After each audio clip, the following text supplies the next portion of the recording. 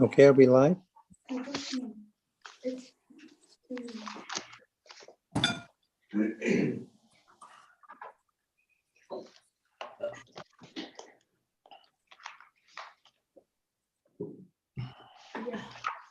Okay. Okay, well, good morning, and I'd like to call the meeting to order. And before I start with the first resolution, I would just like to thank Andrea Glazer for 36 years of service to the township. She said 35 with the planning, and so that's pretty good. I know I've been on about 15 years now, and she's been a great help and very, very professional. And I wish her a very happy and long retirement. Mhm. Okay, so thank you very much. Thank you. And the first resolution, moved by Member Creaser, second by Member Quinn, be it resolved that the Committee of Adjustment agenda dated May the 10th, 2021 be adopted. All those in favor? That's carried.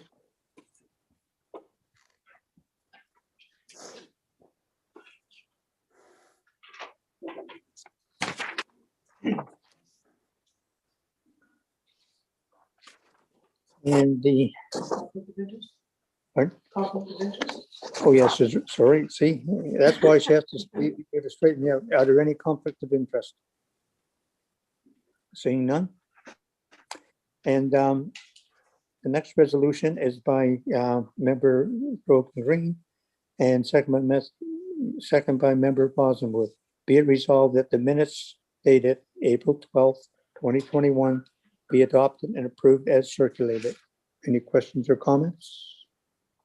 All those in favor? That's carried.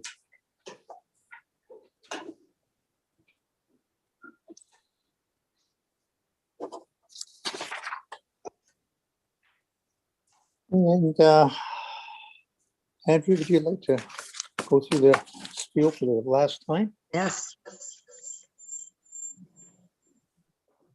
Okay. Oh. Got it? Okay, thanks. Okay, for the last time, here goes the procedures for the hearing. Welcome, everyone. It's required that I make a few statements, then I'll explain the procedure of the hearing. The electronic hearing is being held in accordance with Section 238 of the Planning Act due to the COVID pandemic. Members of Committee of Adjustment present are Chair Alan Edwards, members Joe Quinn, Lisa Grogan Green, Rob Bosworth, and Sharon Creaser. I can confirm that we have a quorum. The members of Township staff present are David Pink, Director of Development Services and Environmental Sustainability, Bryce Sharp, Manager of Planning, Caitlin Walker, Planner 1, Sam Sawyer, Planner 2, Lauren Cochran, Planning Services Technician, Diksha Marwaha, Planning Technician, and myself, Andrew Glazer, Secretary Treasurer of the Committee of Adjustment. Public input on this May 10th agenda was invited at the following address, planning@muskokalakes.ca. Should be noted the motions have been pre-populated with random movers and seconders to expedite the meeting. When it is time to vote, members shall physically raise their hand until the chair has confirmed the vote. If the vote is unclear, a verbal vote shall be recorded. This is not considered a recorded vote. Now we'll explain the hearing process. The planner will provide an explanation of purpose of the application, the date notice was circulated, and will present any submissions received. The planner will also provide planning staff's comments. Committee will then hear from the applicant or the applicant's agent if they wish to add any information to substantiate their proposal. Please provide your name, mailing address, and postal codes for our records. Committee will hear from those in support of the application and those in opposition to the application. Again, please provide your name, mailing address, and postal code. Committee will then hear the applicant or the applicant's agent respond to any questions. Committee will then have the opportunity to ask questions of the applicant or staff. Committee will debate the application and make a decision based on the information presented at the hearing. It must be noted the chair has a vote on each application and can participate in the discussion. There is a 20-day appeal period from the date of the decision. In the case of a minor variance application, a building permit is not available until after the appeal period and no appeals are received. When you're present at the hearing, please provide us your name and mailing address. Any presentation is limited to 5 minutes unless otherwise permitted by the committee. Please note the resolutions are automatically written in the positive to assist in completing decisions, as opposed to writing out each resolution. This does not in any way mean an application is going to be approved. And one last thing, please take down this pink sign that was advertised in this meeting. Thank you.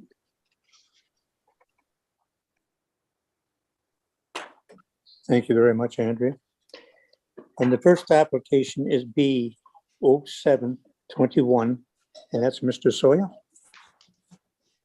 Morning. Good morning, Chair Edwards and members of the committee. And I'd also like to say a big thank you to Andrea, all that she's helped me with. The first application to be heard is consent application B 0721 ML in the name of Bemmann. The subject property is a water access only property located on Townsend's Bay on Lake Joseph. I would direct committee's attention to the submitted sketch on page 3 of the agenda package. The purpose and effect of the application is summarized as follows. The applicant proposes to sever a portion of his property and add it to an abutting property that is also in the ownership of the applicant. The retained lot is vacant and no development is proposed at this time. The benefiting lot currently contains a dwelling that is under construction. The severed lot, being the portion that is to be added to the benefiting lot, is 0.29 acres in size with 48 feet of shoreline frontage. The proposed lot addition involves a change in common lot lines only. No new lots are being created through this application. Notice of the public hearing was circulated 17 days in advance of the meeting in accordance with the Planning Act. 5 comments have been received to date. The first submission is by the township's chief building official, Nick Snyder, advising that there are no Ontario Building Code concerns. The second submission is from building inspector Sandy Boss, advising that there are no concerns related to the retained lot's ability to support a sewage disposal system. And the third submission is by public works technician Tim Sopko, advising that the public works department does not have any concerns. The fourth submission is by Emily Crowder, district planner, advising that the district of Muskoka has no concerns, and the last submission is by Bell Canada. They also do not have any concerns. I've prepared a detailed planning report for committee's consideration. Staff have no concerns with the application, and the standard conditions for a lot addition have been recommended. And I have no further comments at this time, but I'd be happy to answer any questions. Thank you. Thank you very much, Mr. Sawyer. And we have the applicant and the applicant's agent here. Yes. Okay, would you like to speak? I'm not sure what to say. It's my first application, so. Well, okay, well, first of all, we need your name, address, and postal code. David Bemmann. My address is here at Lake Joseph, so 468 Lake Joseph Shore, Manette, Ontario, POB 1G0. Okay. And that, you don't have to say anything if you don't want to. There may be questions from the members. Okay. And that, is the agent here as well?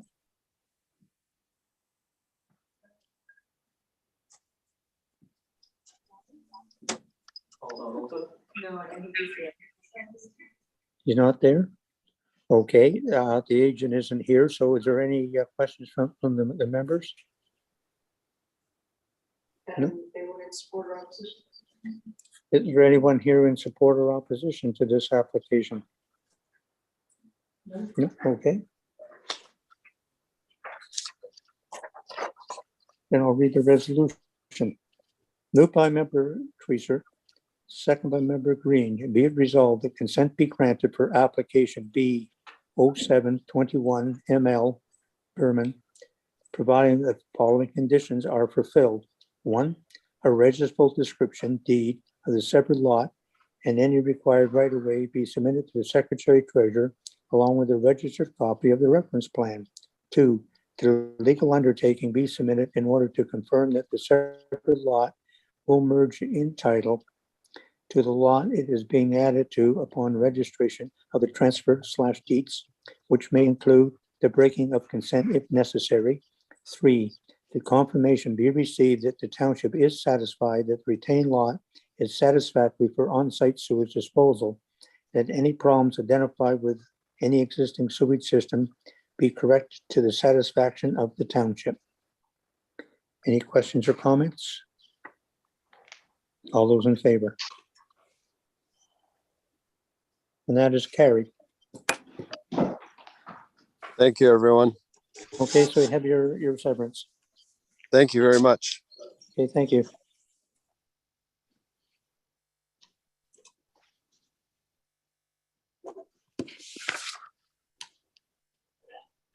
You don't need any reasons for that? Or just- The effect, it was a good report Minor in nature. and minor in nature. Thank you. Yes, The effect is supposed to be like the effect of written submissions. Yeah. So I don't think we received any other than just the districts. the district and that, yeah, so, Planning report. Right, yeah, and the replanning report. Okay. thanks. And the next application is B 1021 Laidlaw, and that's again, Mr. Sawyer.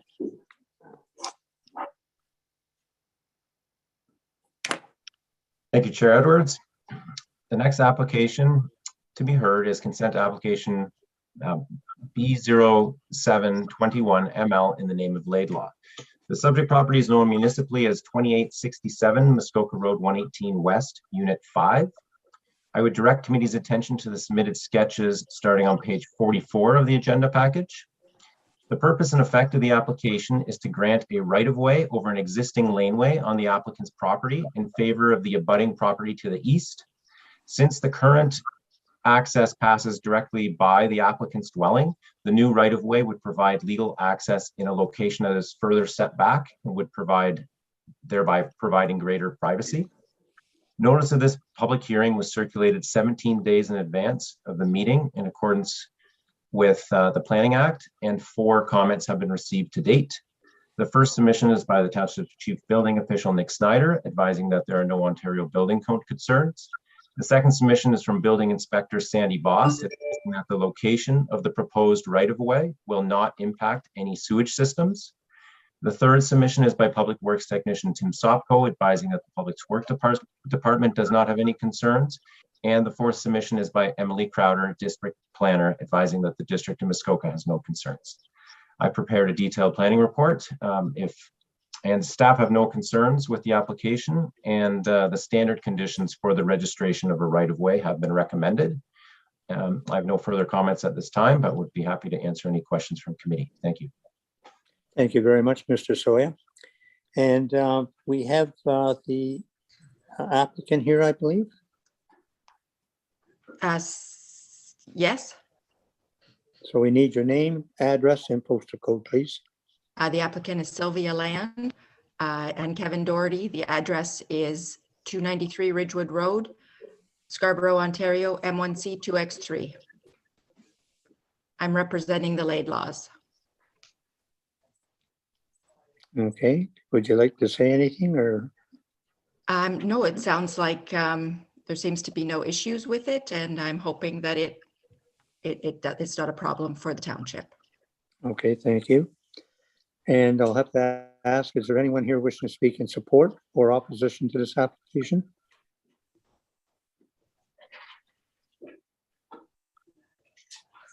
No? Okay, thank you. I'll read the resolution. Mover member Quinn, second member Bosworth. Be it resolved that consent be granted for application B 1021 ML Laidlaw, provided the following condition is fulfilled. 1, a registrable description deed of the separate lot right away be submitted to the Secretary Treasurer along with a registered copy of the reference plan. 2, the confirmation that the township is satisfied that the retained lot is satisfactory for on-site sewage disposal, that any problems identified with the existing sewage system be corrected to the satisfaction of the township. Any questions or comments? All those in favor? All those in favor? Okay, that is carried.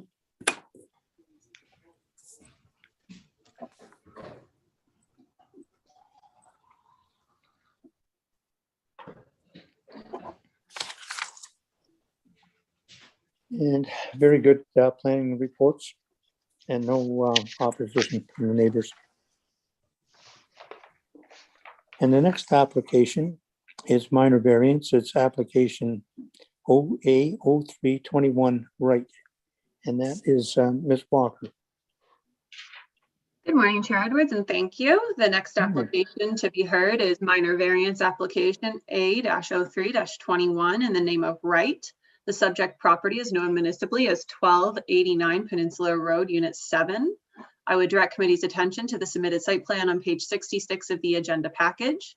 The purpose and effect of the application is summarized as follows.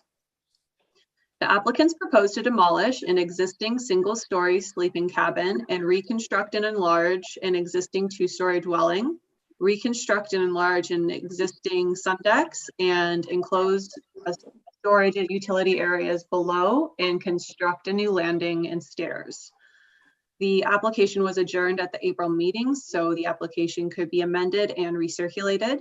The minimum front yard setback required for the dwelling is 50 feet. The proposed setback is to be 16 feet and the variance requested is 34 feet. The sun deck is in the front is to be 22 feet from the high water mark where 40 feet is required. The variance requested is 18 feet. The rear sun deck is to be 38 feet from the high water mark where 45 feet is required. The variance requested is 7 feet. The proposed dwelling addition in the front sun deck are to be 8 feet from the interior side lot line where 15 feet is required.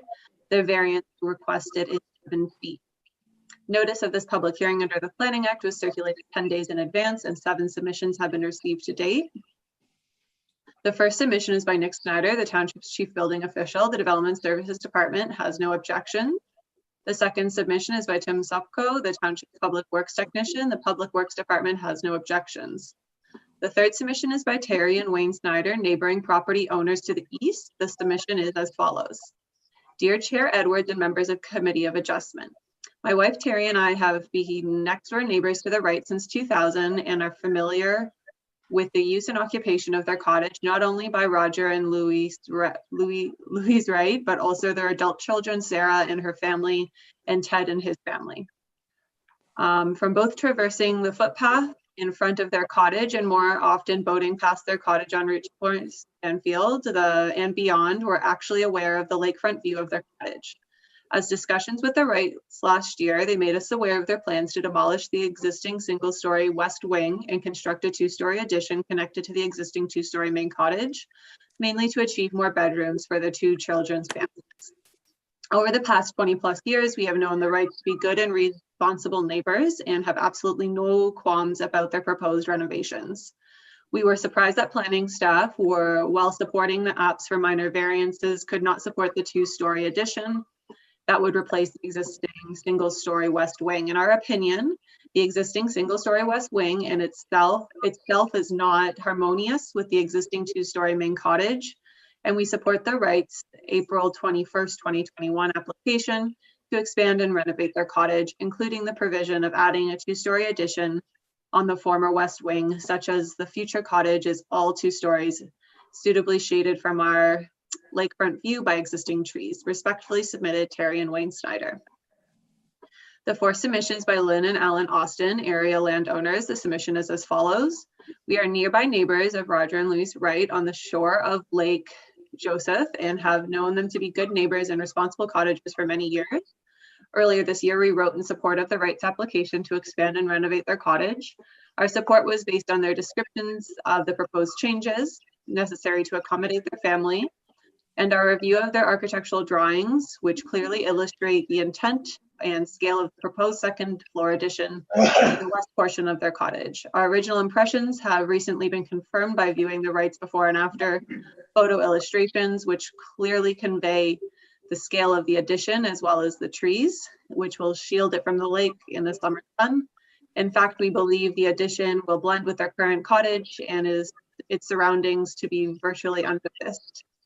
Our view of the Wrights' proposed addition is comparatively modest in build form and will be completely consistent with other cottages on our shore and elsewhere on our part of the lake. We respectfully repeat our support of the Wrights' request for approval of the minor variance. Yours sincerely, Lynn and Ellen Austin. The fifth submission is by Lynn and Jim Booth, area landowners. The submission is as follows. We are cottage neighbors of the Wrights and have been for 24 years and couldn't ask for better neighbors. We have always found them friendly, considerate, and helpful. We would very much like to endorse the April 2021 application and proposed expansion and renovation of their cottage, particularly the second floor addition to the west wing. We feel their proposed changes will not be detrimental in any way to our shoreline. Thank you, Linda and Jim Booth. The sixth submission is by Ray and Gloria Gardner, neighboring property owners to the west. The submission is as follows. My husband and I live year-round in Port Sandfield, and the Wrights have been outstanding seasonal neighbors on the property immediately adjacent to us for more than 3 decades.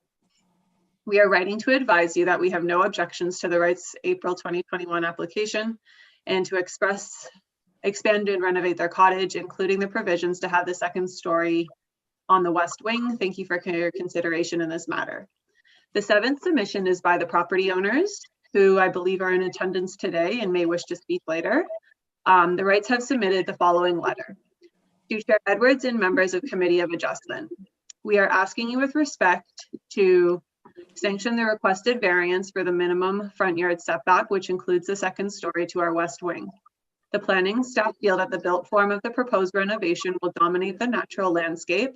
As Muskoka cottagers for many generations, we fully understand and appreciate the district's desire to preserve the integrity and character of the shoreline. But in our opinion, the additional height of the sleeping cabin will not dominate the lakeside views. We refer you to the attached before and after photos to our cottage, upon which our architect has superimposed our new plans. I can share these photos after with committee. We feel that our new, excuse me, build tucks nicely in behind the existing shoreline screening, something that would not have been so evident by looking at only the elevations. We have read carefully the waterfront designation of the Muskoka Lakes official plan and feel the second story on the western portion of the renovation does not violate the important aspects of the official plan. There are 3 other quick points that we would like to submit to support our petition. 1, as the planning staff suggests, we are happy to engage a landscaping company to augment as much as possible the shoreline buffer. 2, we understand the planning staff's worry that erecting a boathouse in the future would further contribute to built form. We would like to reassure the Committee of Adjustment we have no plans whatsoever for a boathouse.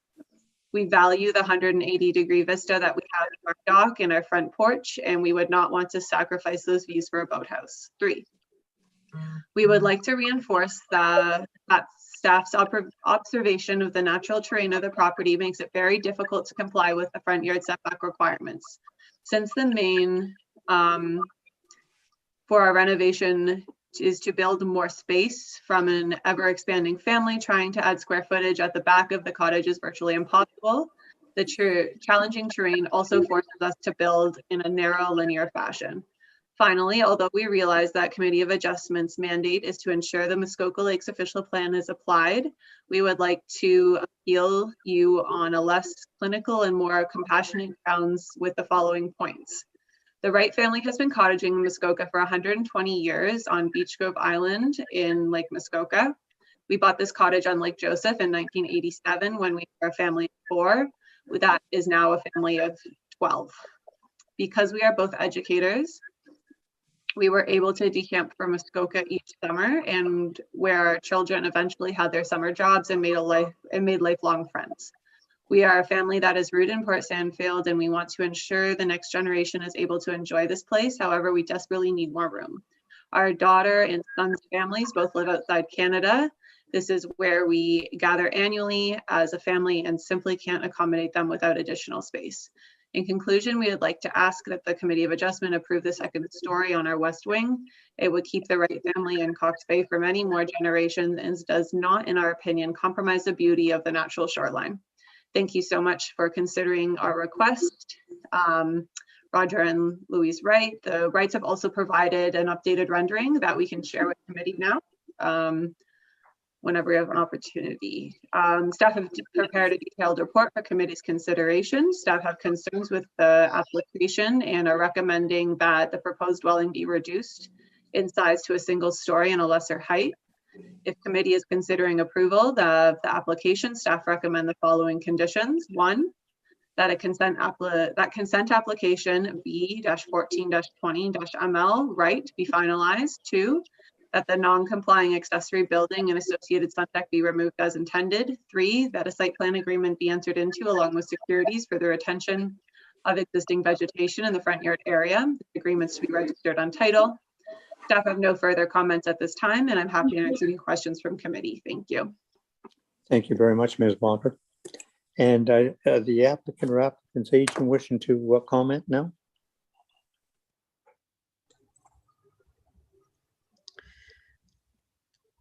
Good morning. Good morning. Heather Wilson Consulting Services, 1014 Manitoba Street, Bracebridge, postal code P1L0K8. I am here in representing the property owners, Louise and Roger Wright. Their letter to you really explains the application very well. They are simply looking for more space. There are 8 more people now that occupy the cottage than when they first purchased it. The terrain of the property really is not great. The cottage was obviously built where it was because that's the only place you could build it on the lot. They are merging the other lot that they have that is, when you're looking from the lake, it's to the right. It's where the sewage system is located, so they really needed to merge it, and they wanted to put it together. They never intended to build on that second lot. Even that lot, though, the terrain isn't great. It's still a hill. It's still rocky. If they did look at trying to put an addition on the back of the cottage, but as you can see from photographs that have been provided in the report, it's a steep hill. It's very rocky. There's bedrock and rock rubble there. They would have to blast extensively in order to get an area back there in order to create more floor area on the cottage. They don't want to do that. You know, they really don't want to be blasting Muskoka apart. They want to keep as much of the natural sort of aesthetic of the property as they can. The photographs that Caitlin will be circulating to you do show how the new building will blend very nicely with the existing screening. We realize it's not an abundant amount of screening, but given the location, it's more than what a lot of people have. And they are willing to try to put more screening in and hire an arborist or landscape architect to come in and help them with, you know, creating more of a screen along the front of the cottage. Side yard setback is as it is now to the existing sleeping cabin. The front yard setback to the deck with the storage underneath is the same line as the existing cabin is. So the actual addition is pushed back with the deck with storage underneath at the same setback as the cabin. So doing that, they're able to maintain the trees that are there by building further back. The property is well used. Mr. and Mrs. Wright are both educators. Their daughter is an educator, which allows them to have the complete summer off. Their son is in the investment business and is able to work extensively remotely. So he is also able to come to the cottage for the summer. And because they're outside of Canada, it is the place where they gather for the summer to be with each other and, you know, live their family life there. We really, really would appreciate it if you could take a look at the pictures and make hopefully approve the application based on the fact that it is going to blend in. It's not going to be any higher than the existing cottage. It's going to be behind the existing trees, so no trees have to be taken down. And we think it will be quite aesthetically pleasing. Thank you for your time. And if you have any questions, please ask. Thank you. Okay, thank you very much. With the Wright's like to say something? Well, thank you, Chair Eidert. It's Roger and Louise right here. Can you hear me? Yes. Okay, great. No, thank you. Louise and I really understand the importance of maintaining the integrity and the character of the natural shoreline. But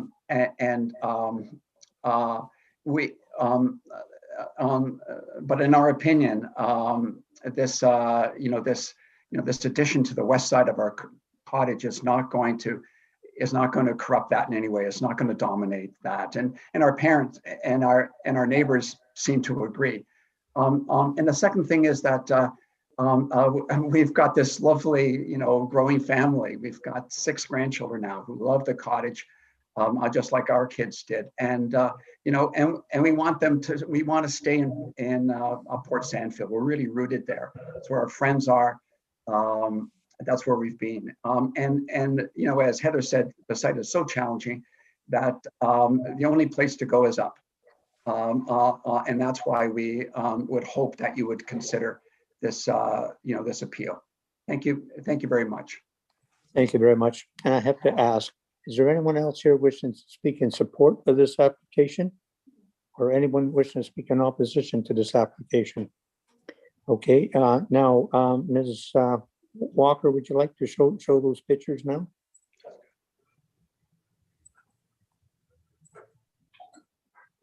Okay, thank you, Brian.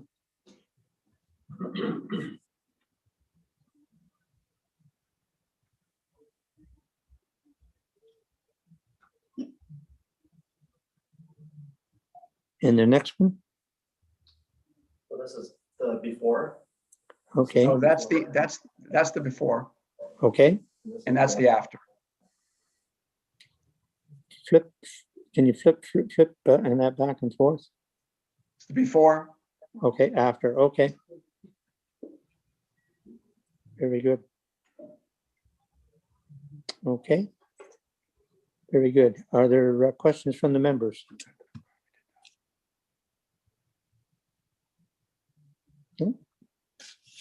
Okay, I'll move this.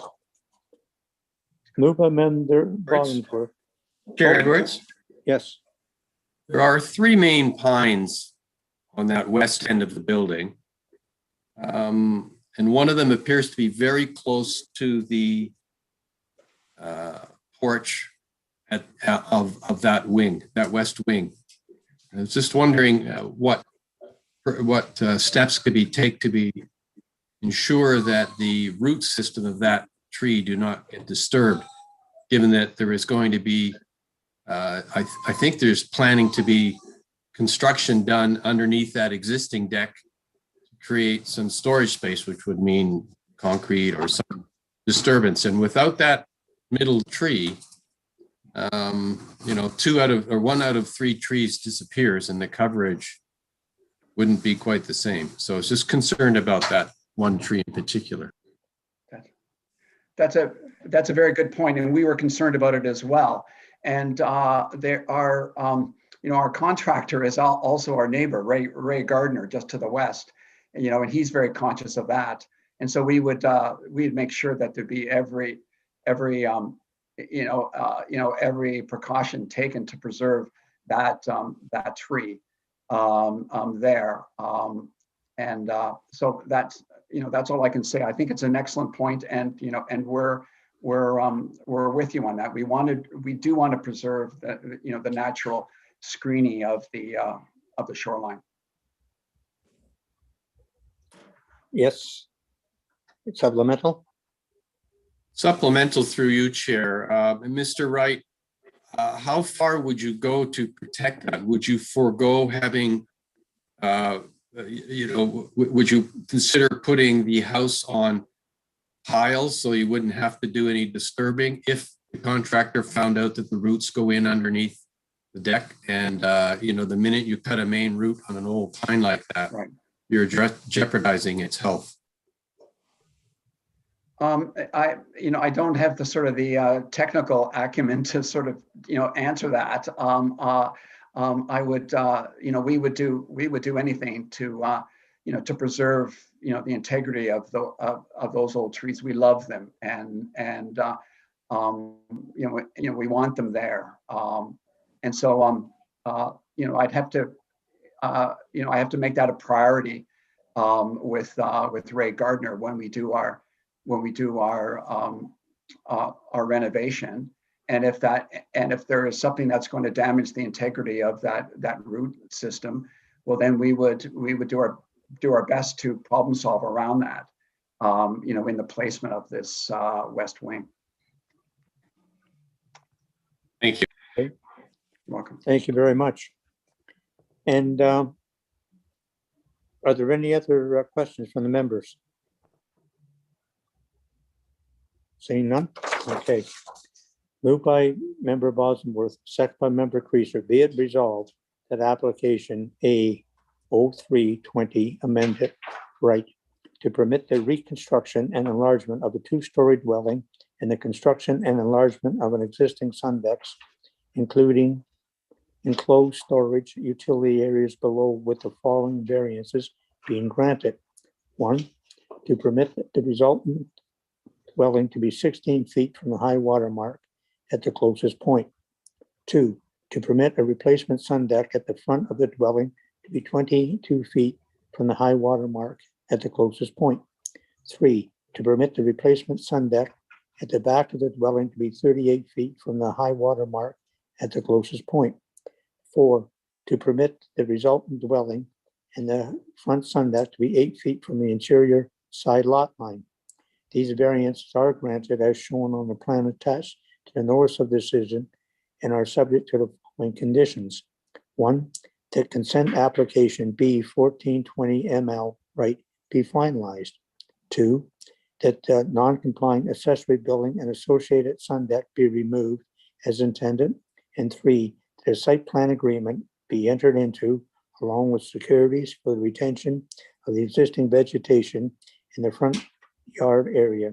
This agreement is to be registered on title. This approval shall remain in effect for 3 years from the date of decision. Are there any questions or comments? All those in favor? And that is carried. Thank you very much, committee and chair. Much appreciated. Yes, thank you. Thank you, Chair Edwards, and all of you for your time and consideration. Thank you very much. Okay. Reasons in effect. Reasons in effect. Yes. For me, what is me was the neighbor support. I had trouble with this application. I think it is a large building, but neighbor support helps me believe that the intent of the official plan in protecting the view from the lake and the natural shoreline has been maintained because of those comments. And Thank you very much. I think also Sorry, we can't hear you. sorry. Sure. It's the lay of the land as well. I'm pleased that they're going up and sideways in an area that doesn't require a lot of or any tree removal really. And I also think the unique character of that particular spot on the lake, the way the cottages, share a road in and cooperate. It's just an unusual and unique area around Port Sandfield. And I think it's in keeping with the area. Okay, thank you very much. Okay, and the next application is A1121 Villas of Muskoka Lakes Limited. And that is Mr. Sawyer. Thank you, Chair Edwards. The next application to be heard is minor variance application A1121ML in the name of Villas of Lake Muskoka. Subject property is known municipally as 1841 Muskoka Road 118 West. I would direct committee's attention to the submitted sketches starting on page 84 of the agenda package. The purpose and effect of the application is summarized as follows. A recent survey revealed that the clubhouse building, which forms part of the Villas of Muskoka development, was constructed 0.7 meters further north than permitted. In the resort waterfront commercial zone, the minimum rear yard setback is 50 feet. In this case, the building was constructed 49.3 feet from the rear lot line, and a variance of 0.7 feet is requested. Notice of the public hearing was circulated 10 days in advance of the meeting in accordance with the Planning Act, and 2 comments have been received to date. The first submission is by the Township's Chief Building Official, Nick Snyder, advising that there are no Ontario Building Code concerns. And the second submission is by Public Works Technician Tim Sopko, advising that the Public Works Department does not have any concerns either. I prepared a detailed planning report for committee's consideration. Staff have no concerns with the application and no conditions have been recommended. I have no further comments at this time, but would be happy to answer any questions from committee. Thank you. Thank you very much. And I believe the agent is here. Yes, thank you, Mr. Chair. I am. This was very much an inadvertent and unfortunate mistake. It was a miscommunication between the contractor and the surveyor. All of the stakes were put in to establish the setback, but the contractor located one back corner on the wrong side of the stakes. The area is a 50-foot setback, so quite significant. And there has been extensive work done to create buffering off of 118. So I really don't think this will have any impact and would very much appreciate committee's approval of this very small and unfortunate variance. So thank you very much. And as I said, it wasn't discovered until there was some checking done on confirming everything on the plan of condominium that this small error came to note. So unfortunate and certainly not any intention. And we very much appreciate your consideration. Thank you very much, Ms. Baldwin. Is there anyone else here wishing to speak in support of this application or anyone in opposition to this application? No? Okay, seeing none.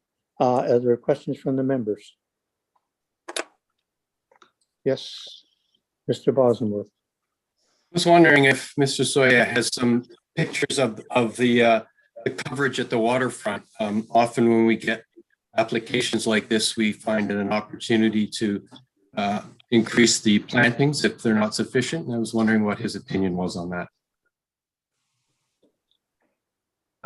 So I don't have any photos readily available in the planning report. I believe that the lands have been developed in accordance with a site plan application, and there is some vegetation along portions of the shoreline, but it is developed in accordance with that site plan. The applicant's agent might be able to add a little bit more as to what occurred previously with regard to that shoreline. Yes, Mr. Chair, I can add. This property is subject to a very extensive site plan, and all of the conditions of that site plan have been met. It was an existing resort. It has been for many, many years, and the setbacks, some of them are grandfathered. The rest of them, the buildings have been moved back to the 66 feet. The second phase of the development has not occurred yet, and as part of that, there's also an extensive landscaping plan. And the building we're talking about is located obviously at the back of the lot, Yep. since the rear yard setback that we're dealing with. So I don't know. I think you'll find that the township has done a very extensive job in ensuring the site plan on this property is appropriate. Thank you very much. Are there any other questions or comments? Yes, Member Green. Sorry, am I muted or unmuted? You're okay. I can hear you. Okay. I'm not sure about this because it's been a while since I've driven by that property, but the last time I drove on 118, I thought that maybe Colorado blue spruce were planted along the highway there. Just for future landscaping, if there is any to be done on phase 2, to keep in mind to use indigenous trees. Colorado blue spruce does not really naturalize up here. It's not native. And, so just to bear that in mind in the future, I'd appreciate it. Yes, we will. I'll mention that. I think the owner probably online, so I'm sure he will respond to that. Member Quinn. I think it's very minor in nature and it meets the test of a minor variance, and I'll be supporting it. Okay, thank you. Okay, I will, any other questions? I will read the motion.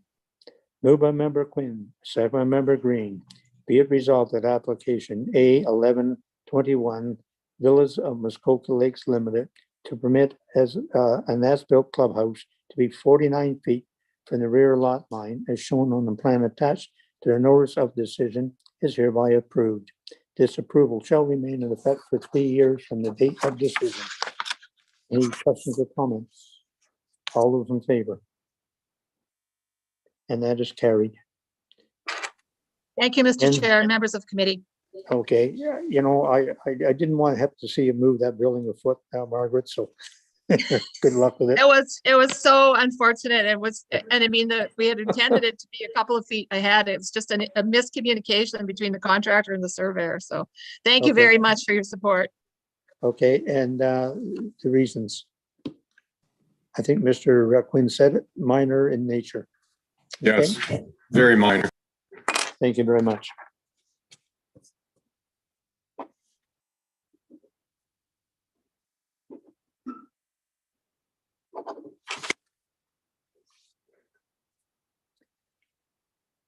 And the next application is A1221. And that is Ms. Walker. Thank you, Chair Edwards. The next application to be heard is minor variance application A-12-21 in the name of Janik. The subject property is known municipally as 1542 Judhaven Road. I would direct committee's attention to the submitted site plan on page 100 of the agenda package. The purpose and effect of the application is summarized as follows. The applicant proposes to demolish an existing one-story garage and construct a new one-story garage on the back lot. The garage is to be 14 feet from a public street where 25 feet is required. The requested variance is 11 feet. The garage is to be 19.5 feet in height where 15 feet is permitted. The variance requested is 4.5 feet. The garage is to have 126 square foot floor area where 250 is permitted. The requested variance is 776 square feet. After the original plans were circulated, the applicant revised the design of the garage to have a reduced footprint. The reduced footprint has the effect of increasing the setback from the road to 17 feet and reducing the footprint to 912 square feet. Please note the height will not be increasing from what was originally circulated. We can also screen share the updated plans with committee if they would like to see them. Notice of this public hearing under the Planning Act was circulated 10 days in advance and 2 submissions have been received to date. The first submission is by Nick Snyder, the township's chief building official. The Development Services Department has no objections. The second submission is by Tim Sopko, the township's public works technician. The Public Works Department has provided the following comments. An accessory structure on the other side of the road as the main building is not preferred. It can interrupt the flow of traffic and encourage pedestrian crossing in a location that may not be expected or anticipated by drivers on the road. There is an existing garage that has been previously approved. The existing garage is located within virtually no setback from the road allowance, and this application would be an improvement of the current configuration. If approved, the setback from the public street should be maximized to the extent possible by either shifting the building further back in the lot or by building within a smaller footprint, The entrance on the public road is to be, if the entrance is to be modified, an entrance permit would be. Staff have prepared a detailed report for committee's consideration and have no objections. Staff have no further comments and I'm happy to answer any questions from committee. Thank you. Thank you very much. And is the applicant here wishing to speak on this? Good morning. Can you hear me? Yes, I can. Good morning. Oh, lovely. Aggie Janiak, 1348 here, Ontario Street in Mississauga, L5G3H4. The planner, Caitlin, done a wonderful job to convey our purpose of building this garage. The reason for the variance is that we are trying to avoid cutting a lot of trees in the back in order to comply with the bylaws. and use the existing flat area that used to be an old badminton court.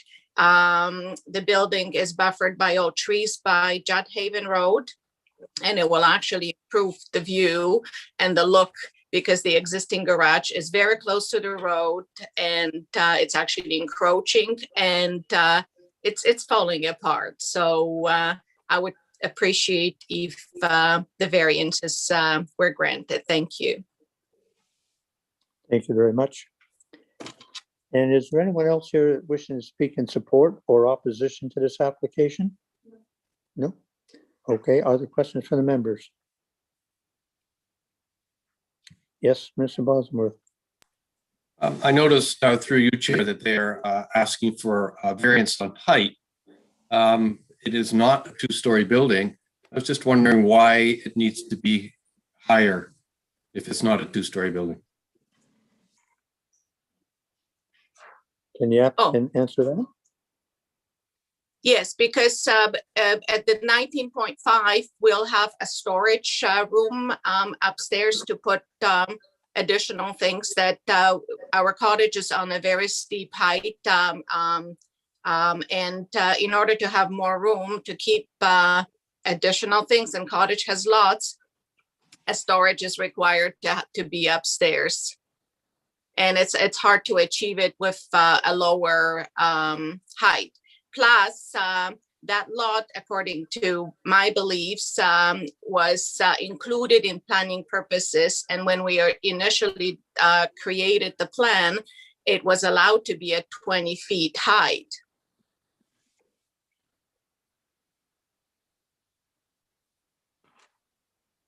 It's on the other side of the road, not visible from the lake at all. And I guess Caitlin has taken some pictures, so you can't see it even when it's 20 feet. But we're keeping it at 19.5. Thank you. To have walking space in there. Okay, and is there any other questions or comments before I read the motion? Yes.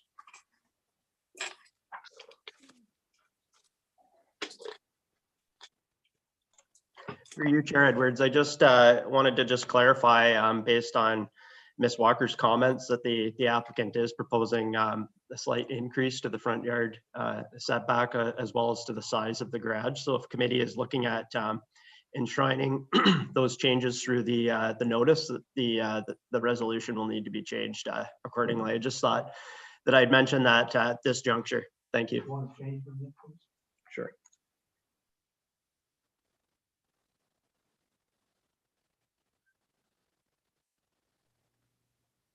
So are we looking at a deferral on this then?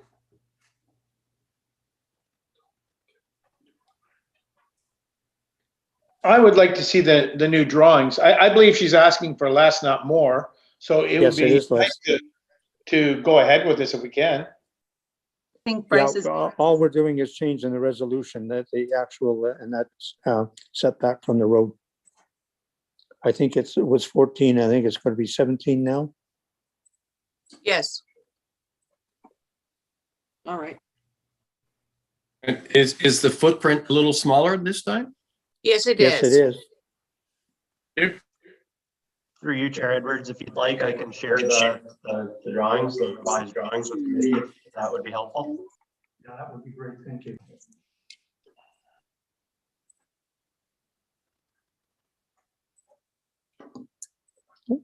I'm getting kicked out of the meeting. Oh, there we are.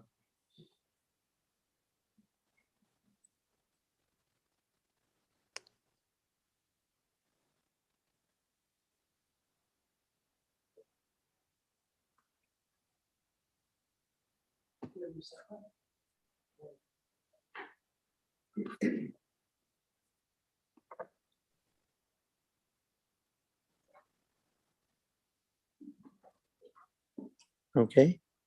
Did you show them there? Okay, yeah. So if committee has any other questions, we'd be happy to answer. Otherwise, we can go ahead and amend this resolution accordingly.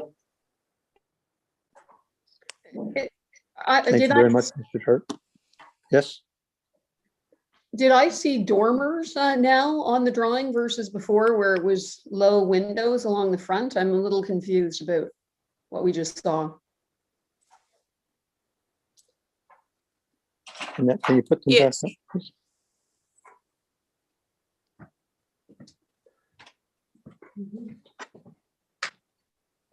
Wow. Yes, just because of the storage space above, we added 2 windows to give some light in there. And then just so it looks kind of, it looks very similar to the actual boathouse. So it keeps with the design of the cottage and the boathouse. That's why it's more of a cosmetic thing. Before it was, the first original plan was a little more modern looking. So we figured it will be looking the same like the rest of the Muskoka cottages. It's just a basic garage.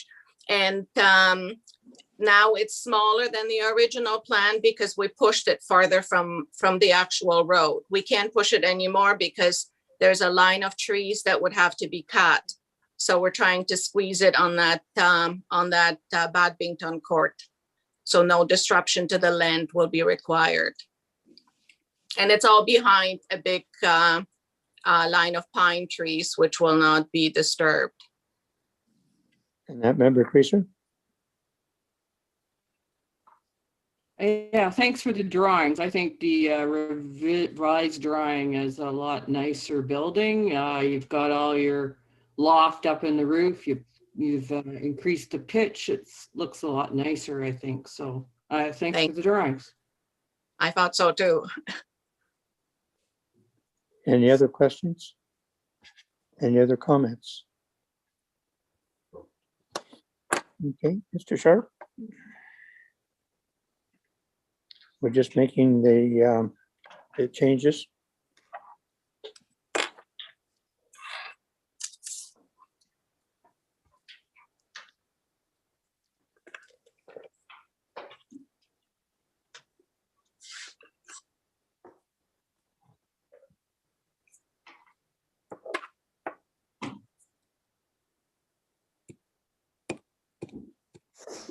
You want to read that out?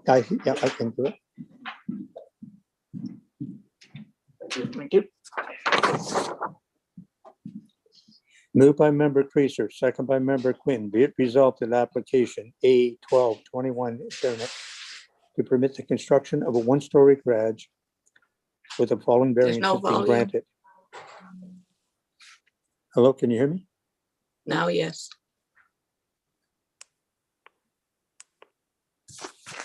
Okay. Be it resolved that application A 1221 Jarnick to permit the construction of a one-story garage with the following variances being granted. 1, to permit a one-story garage 17 feet from the lot line abutting a public street, Judd Haven Road. 2, to permit a one-story garage to be 19.5 feet in height in the OS2 zone. And 3, to permit a one-story garage to have a floor area of 912 square feet as in an OS2 zone. These variants are granted on, as shown on the plan attached to the notice of decision. This approval shall remain in effect for 3 years from the date of decision. Any questions or comments? Yes. It Mr. says it was a Baldwin. one-story garage, but isn't it really a two-story garage? It's not really a 2-story. I mean, I don't know if you consider like a crawl space there as a story, right? It's just a storage. It's the same loft- height plan. It's just that A because loft it was is very not a modern. second story. Sorry, what's that? Exactly. A loft is not a second story, particularly if there's no stair. Your access is by ladder, but it's more akin to a mezzanine, and mezzanines are not second stories. Through you, Thank you. just wanted to make sure the motion was technically correct. Okay.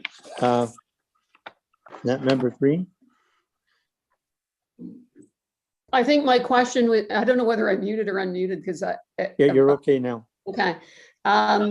Yeah, my question was similar. I guess I'd have to look at the drawing again and see whether there was a set of stairs or not, because I thought maybe there was. No? Yeah, there is a set of stairs to get into the loft there. So is it a loft? I mean, I call that a second story. To me, a loft is like half the building or something with as Sharon said, a ladder. This is a second story. It's a 2-story garage. I mean, I think we've got to call what it is.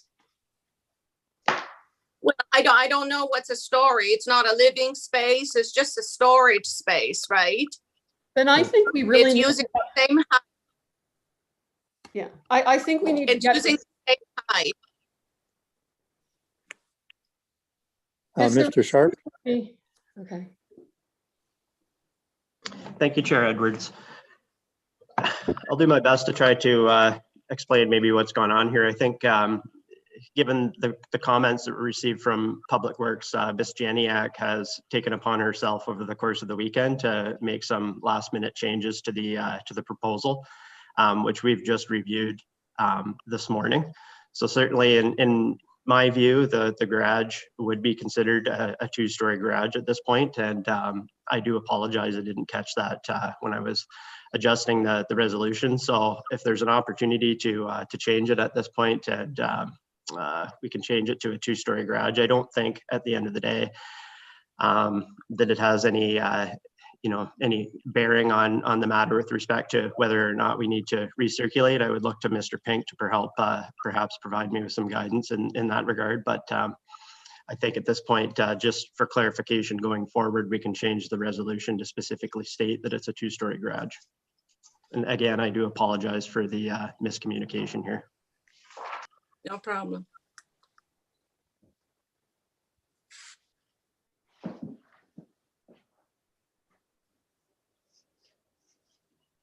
So I have changed that. So to permit a 2-story garage, 17 feet from the lot line abutting a public road. To permit a 2-story garage, 19.5 feet in height in the OS2 zone, and to permit a 2-story garage having a floor area of 912 square feet in the zone. And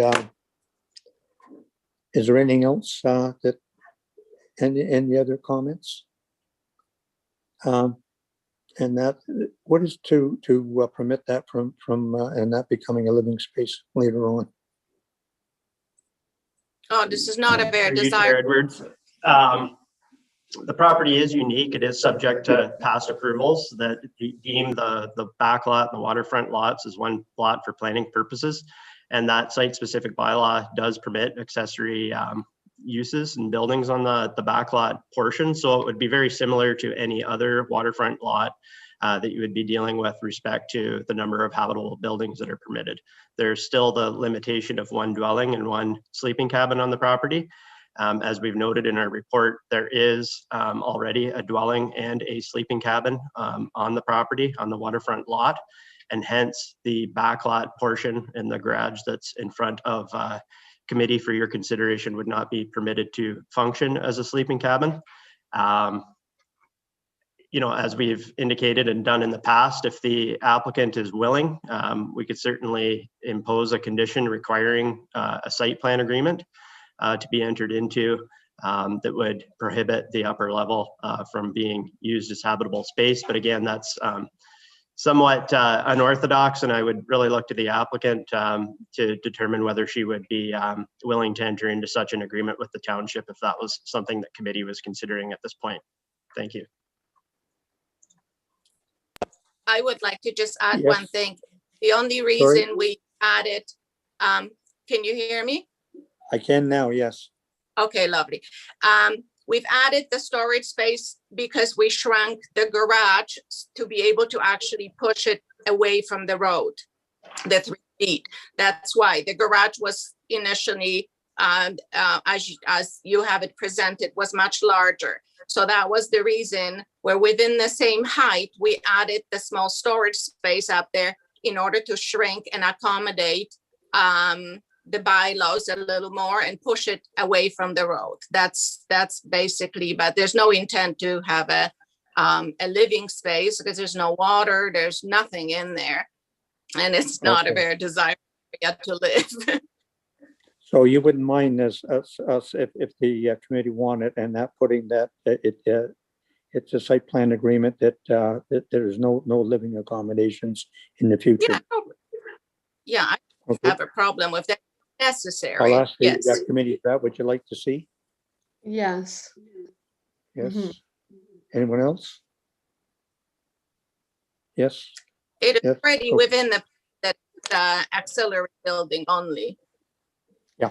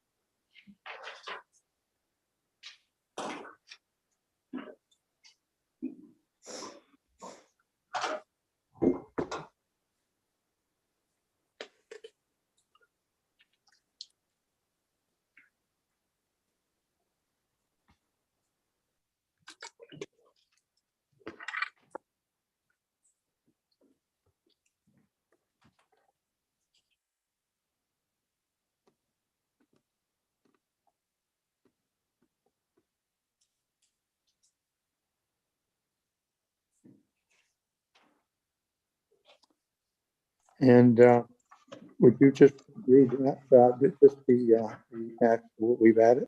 I sure can.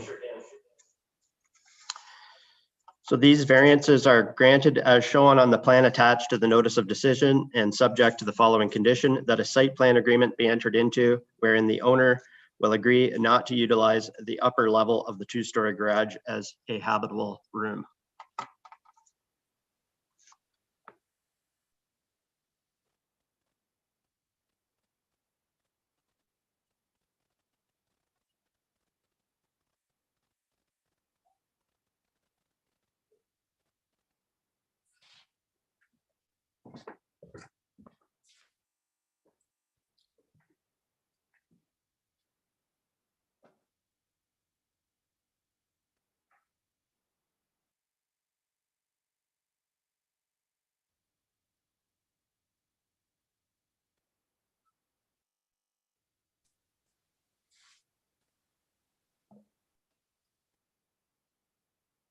Sorry, you've heard the resolution. All those in favor?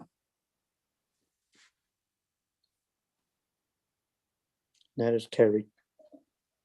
I want to hand that back and I'll sign it off so you don't forget. I don't want to make it hard on our secretary treasurer on the last day of a meeting. Edwards, I think this was an excellent application. It's an improvement from the existing condition in a number of ways. It's farther set back. It's behind the trees. It's a very attractive design, and I thank the applicant for such a responsible and considerate plan. Thank you. Thank you.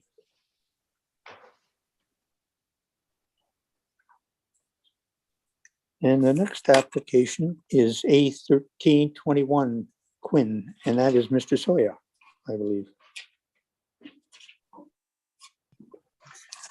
Thank you, Chair Edwards. The next application to be heard is minor variance application A1321 ML in the name of Quinn. The subject property is known municipally as I have missed the address here. Let me just make sure I got it right.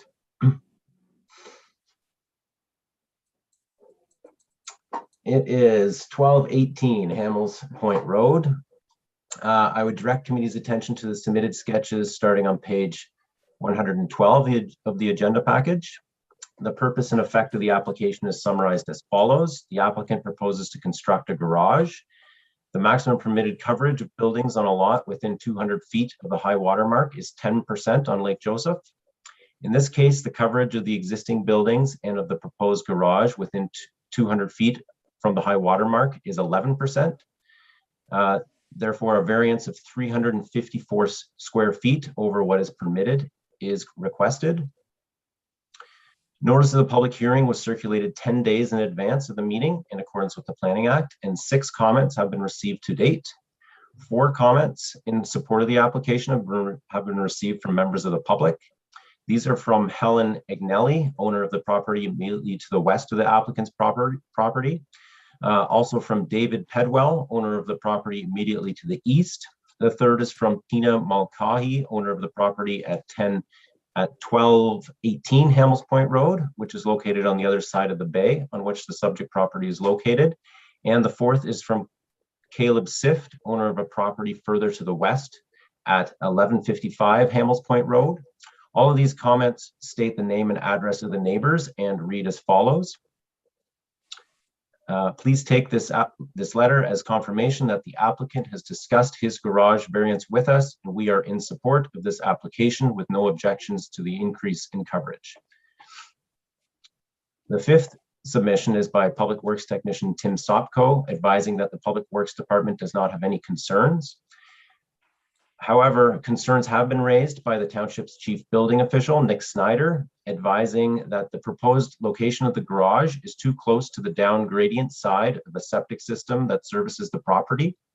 Based on observations of soil type, topography, and sewage design flows, the down gradient construction of a garage within 88.5 feet or 27 meters of the existing septic system would not comply with the requirements of the Ontario Building Code. As a result, Mr. Snyder has recommended that the application be adjourned to provide the applicant with an opportunity to explore alternate locations for a garage or the installation of a replacement septic system with advanced treatment to provide better options for determining an appropriate location for the garage. Based on the concerns identified by the building division, township planning staff concur with the recommendation to adjourn. Although the owner is interested in revising the location to satisfy building code requirements, further assessment is required to ensure an appropriate location is identified. In addition, it is now our understanding that the property actually contains 2 septic systems, contrary to the 1 system shown on the site plan.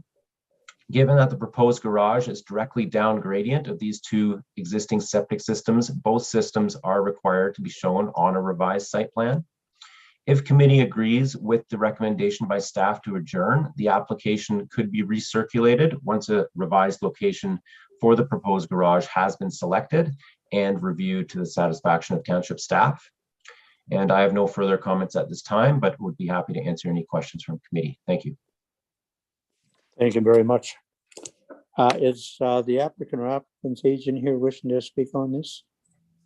Yes, I am. Jason Sift, 3687 Highway 118 West, Port Carling P0B1J0.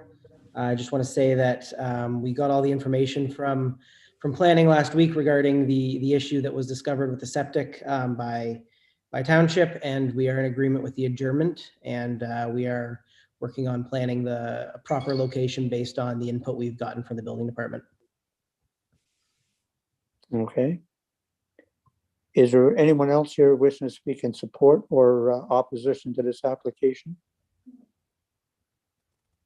Are there questions from the members? I would like to ask one on page 114 on the second story. There's storage there, and there's a 3-piece washroom in there. If it's storage, why is a washroom and not actually required there when there's a washroom downstairs?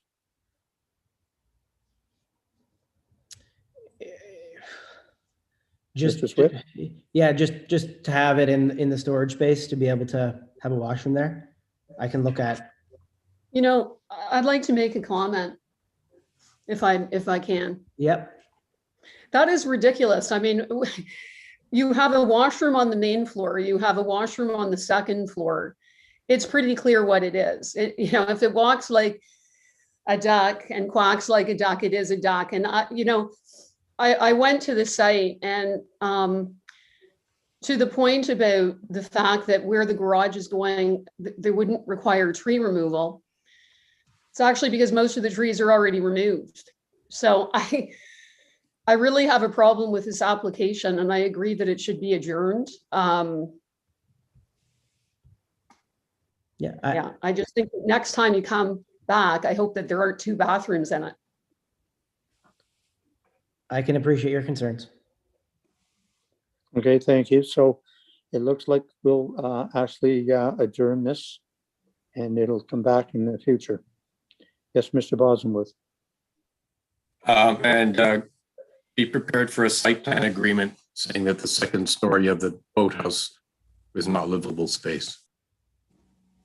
Okay, right. I think planning staff's heard that. Okay, thank you very much. So we'll go on to the next, and that is A1421, and that is Ms. Walker. Thank you, Chair Edwards. The next application to be heard is minor variance application A-14-21 in the name of Petrelli. The subject property is known municipally as 1002 Kitchener Street.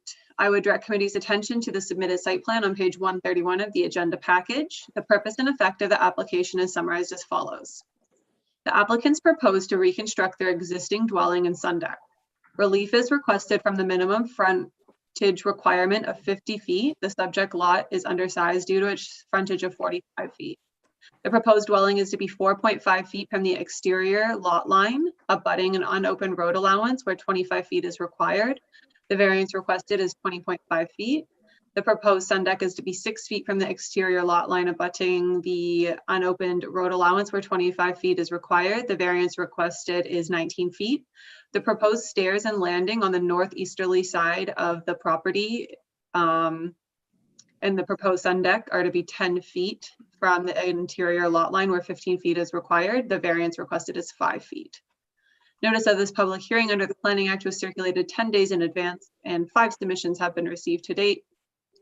The first submission is by Nick Snyder, the township's chief building official. The Development Services Department has no objection, but have commented that the Ontario Building Code requirements for the side yard setback and construction requirements, including spatial separation, will be addressed through the building permit application and review process.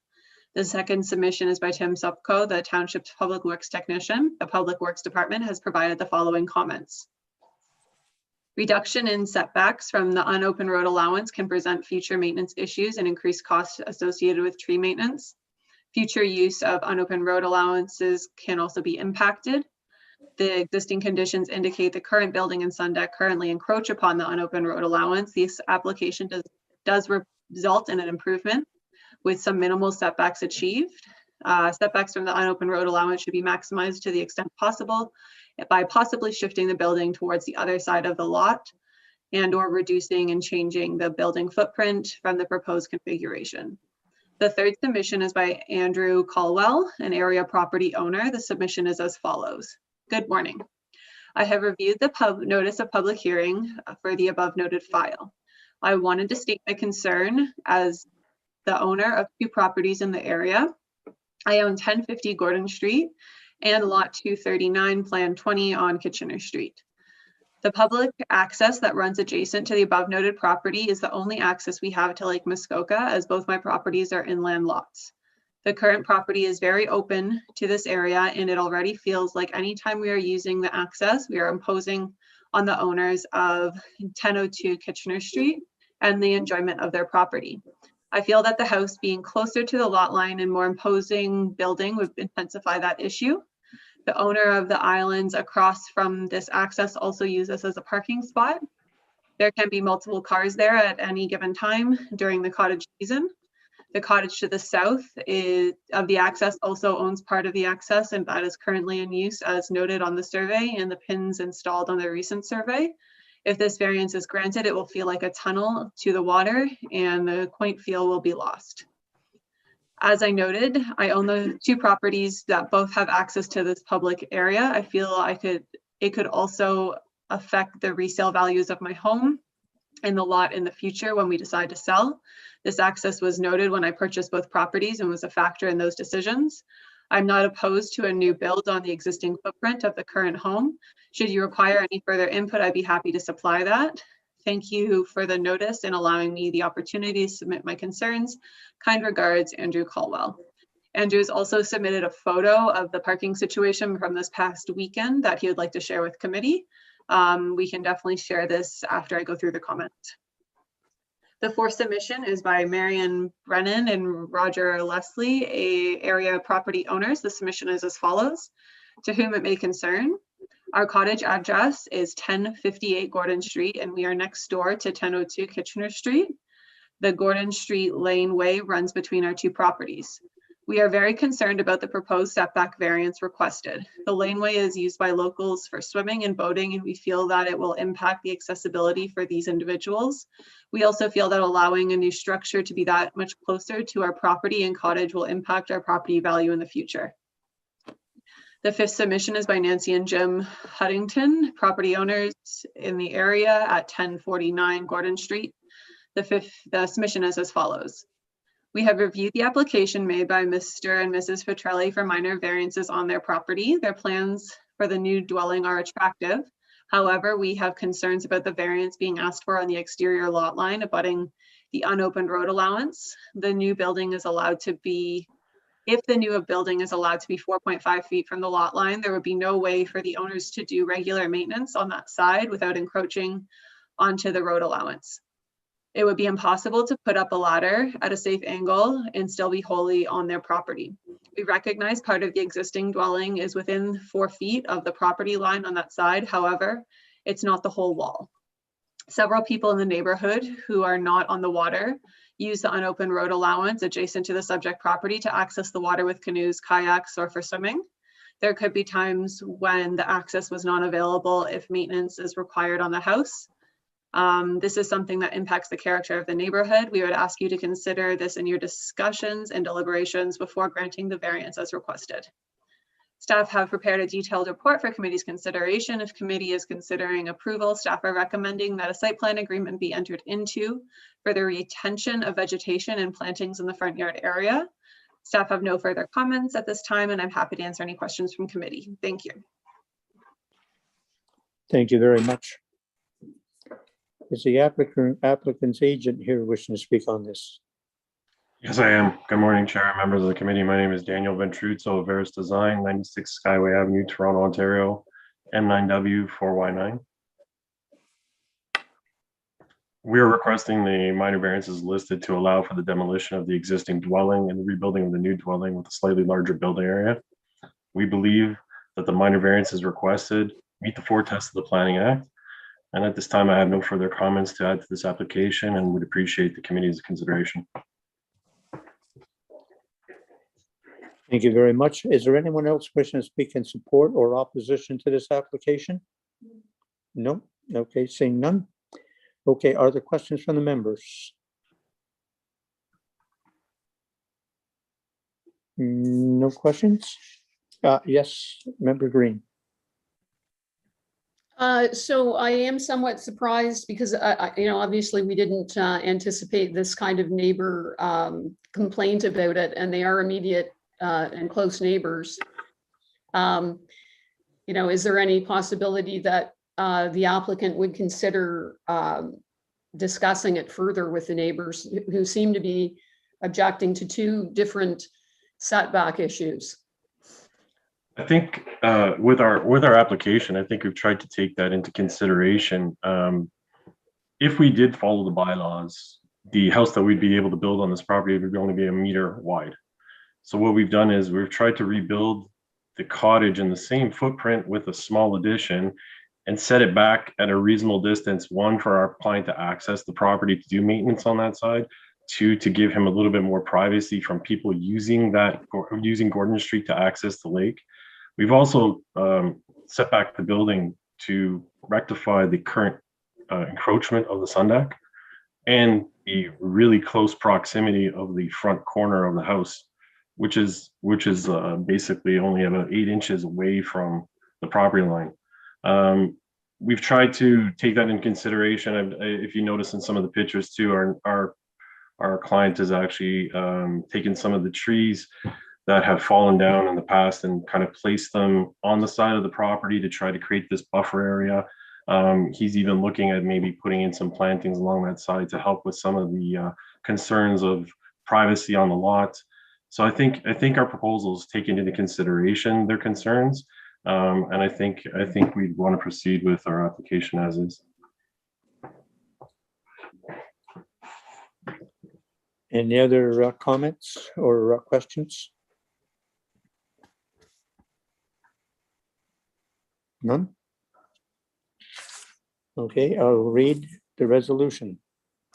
Moved by member Creaser, second by member Green. Be it resolved that application A1421 Petrelli to permit the reconstruction and enlargement of a dwelling and sun deck and reconstruction of stairs and a landing with the following variances being granted. 1, to permit the reconstruction and enlargement of a dwelling and sun deck on an undersized lot. 2, permit the construction of a dwelling to be 4.5 feet from the exterior lot line, abutting the unopened road allowance. 3, to permit the construction of a sun deck to be 6 feet from the exterior lot line, abutting the unopened road allowance. And to permit the reconstruction of stairs and landing 10 feet at the closest point from the northeasterly lot line. These variances are granted as shown on the plan attached to notice of decision and are subject to the following conditions. 1, that a site plan agreement be entered into along with securities for the retention of the existing vegetation and new plantings in the front yard area. This agreement is to be registered on title. This approval shall remain in effect for 3 years from the date of decision. Any questions or comments? All those in favor?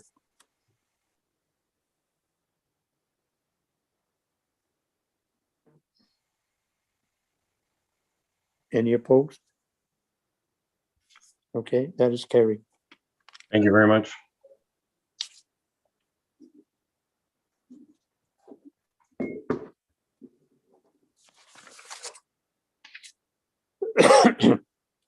And the reasons.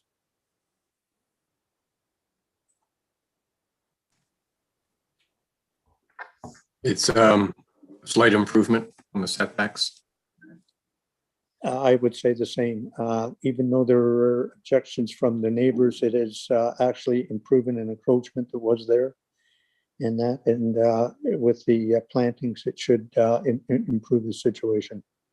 Thank you. And I think at this time, would you like a comfort break? So we'll take a 10-minute comfort break. Thank you.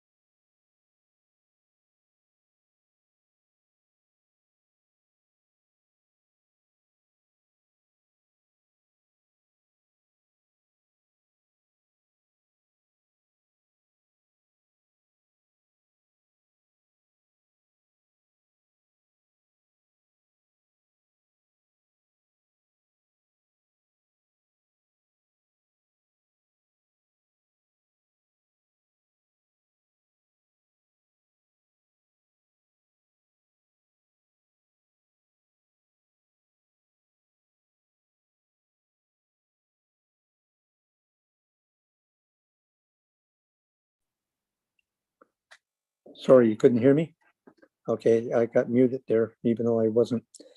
Okay, the next application is A 1521 Walton, and that is Ms. Walker.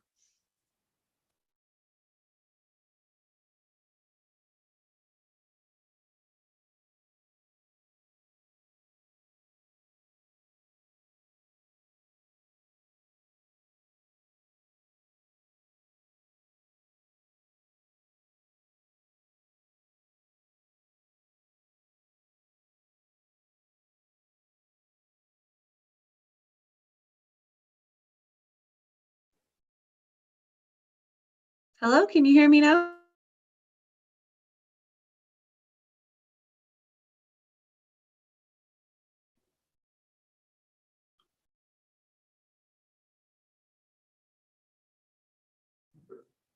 Okay.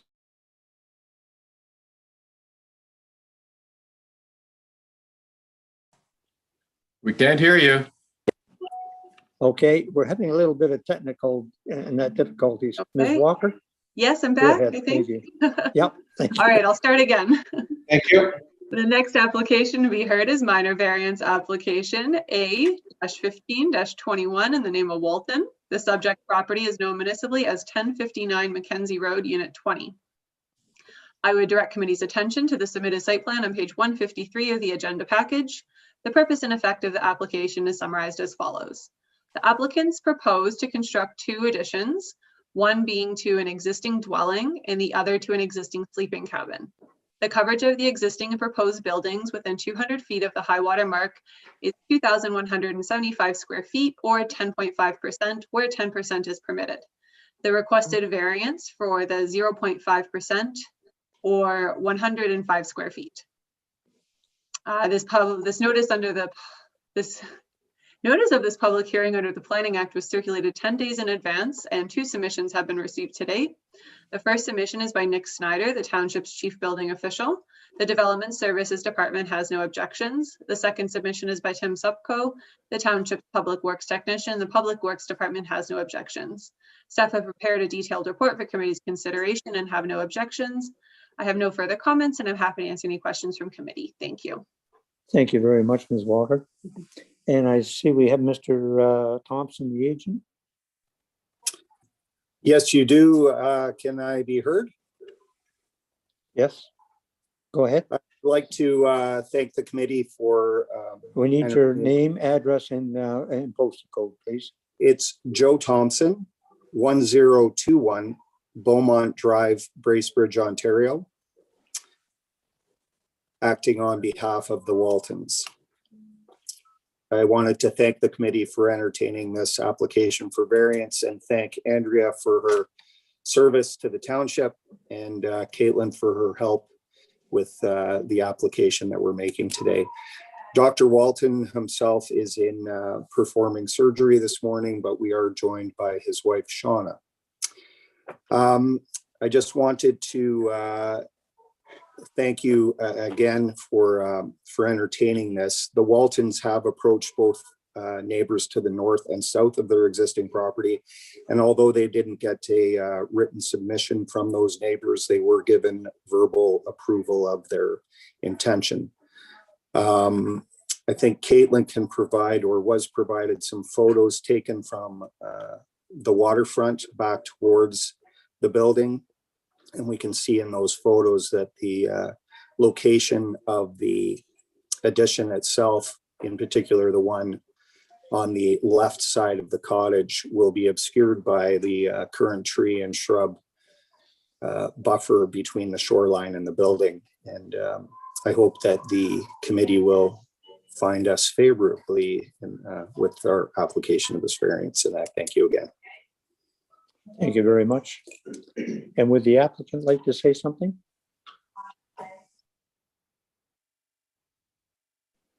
Hi, can you hear me? Yes. Mm-hmm. Hi, I'm Shauna Walton, so I'm the owner of 1059 Mackenzie. We don't have anything further to say. Hopefully, we've done our due diligence and our neighbors are okay with it. And we just need an extra place to go to the bathroom, really. That's the intent. We're not trying to build anything monstrous, and we want to respect the lake view, of course, and make sure that, the trees obstruct any further buildings. But we went out and we looked, and you won't be able to see the structure. So hopefully everyone's okay with proceeding. Okay, thank you very much. Thank Is there you. anyone else? Is there anyone else here wishing to support or opposition to this application? Someone raised up their hand. I'm not sure if they're in support or in opposition. Okay, do you want to bring them in then, please?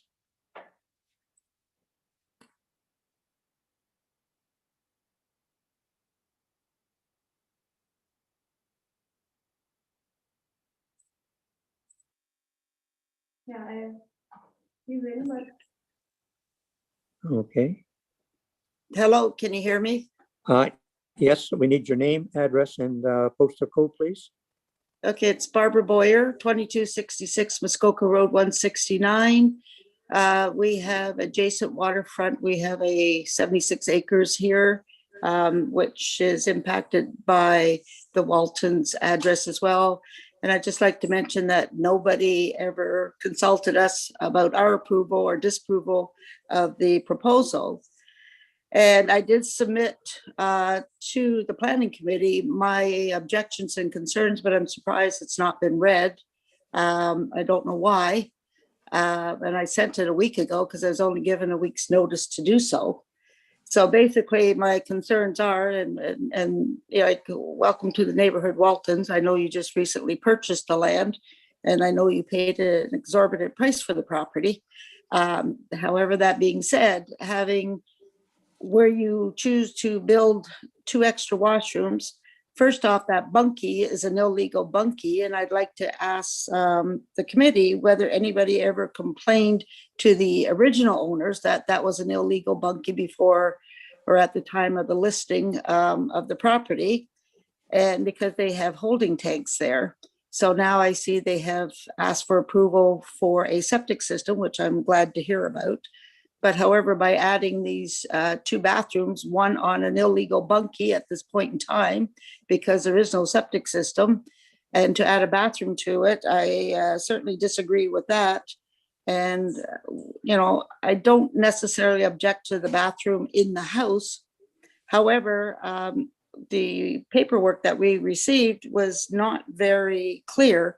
And since this morning, I have found additional paperwork to show pictures of the dwelling and where it is, and it's going to impact the number of trees. They have to take down 2 huge trees in order to accommodate the addition of these 2 bathrooms. And it also is visible from the lake. And if you notice, if you look at the lake property, there are no trees on this property. So what trees are left there need to stay standing because it's part of the environment, and the birds and, the chipmunks and the other animals depend on using these trees. And so I disagree that with the 2 bathrooms proposed the way they are at this time. And I think definitely the one in the bunkie is certainly not necessary. And but nothing can go forward until the septic system has been approved, or has been put in. So those are our comments. And I'm sorry, my husband can't be here. He's having cancer treatment. Okay, thank you very much for your comments. Is there May anyone else here? may I respond to that, Chair Edwards? Just one second. Is there anyone else here wishing to either speak in support or object? Okay. Can I ask another question? How come our proposal was not brought up today by any member of the planning committee? I'm not sure. I'll ask, and that Ms. Walker. And for that reason, because apparently nothing has been forward, I would ask that you adjourn this meeting to another time so that the due diligence on everybody's behalf is done, because apparently it's something is missing here. Okay, thank you for your comments. And that Ms. Walker? Through you, Chair Edwards, thank you. I haven't received personally an email from Barb Boyer, but it may be in the planning inbox. I'm not sure. I'll look to Bryce to comment on that, or else it would have been read during the meeting today.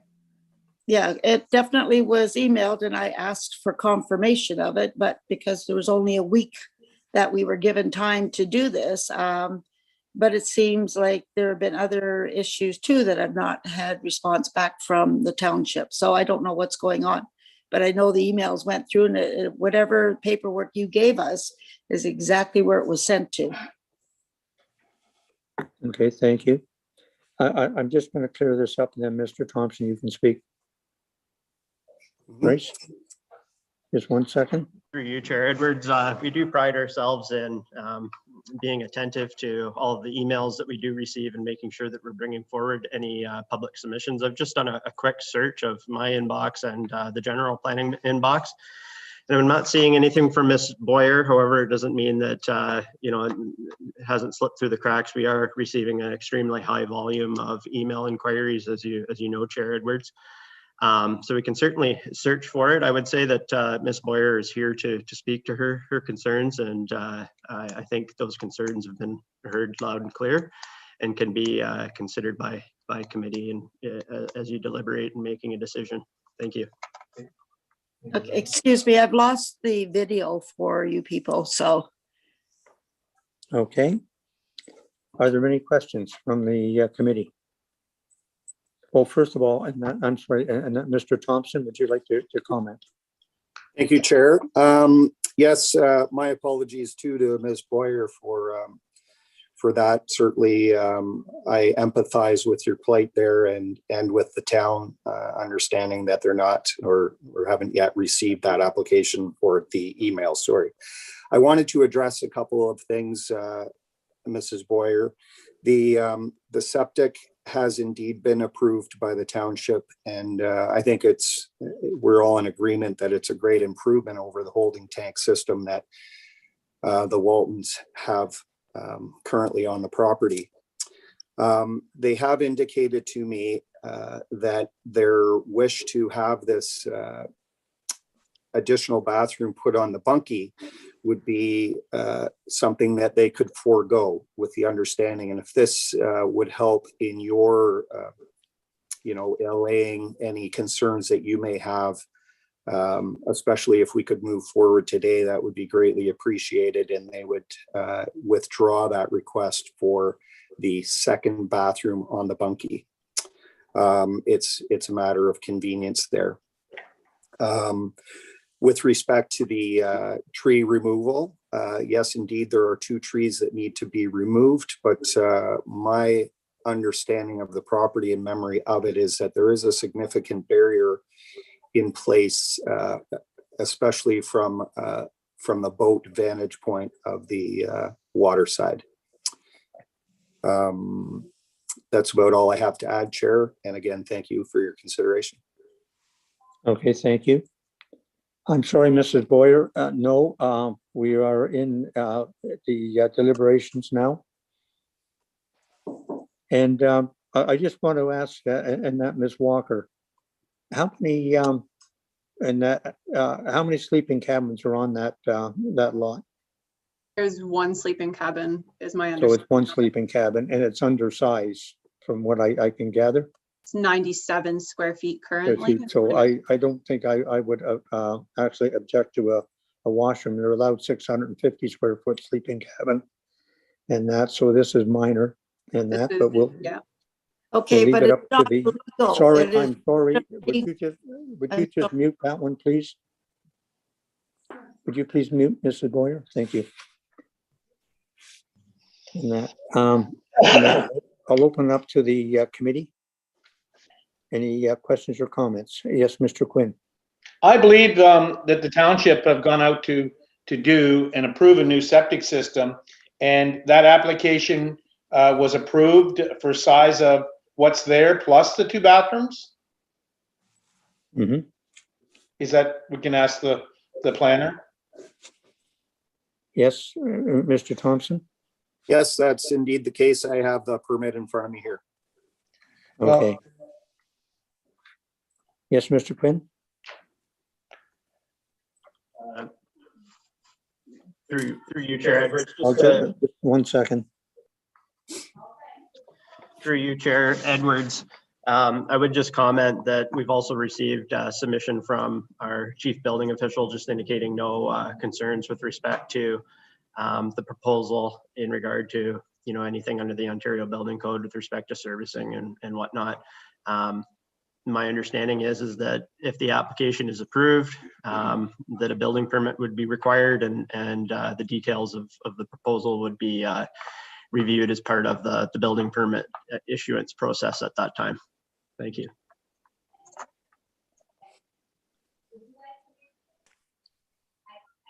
Thank you very much. Yes, Mr. Bosworth.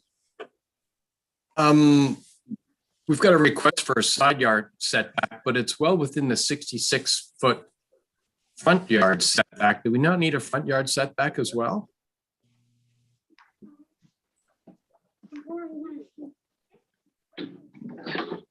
Ms. Walker? For you, Chair Edwards, the only variance being requested is for the coverage on the property. There's no setback. Get out, you gotta get out. Needed. It meets all the setback requirements. Okay, so it meets all the setbacks. Okay, thank you. Is there anyone else? Yes, Mr. Bosworth. Supplemental, just I may be missing a point, but if it's within 66 feet and they're making an addition, why do we not need a front yard setback variance?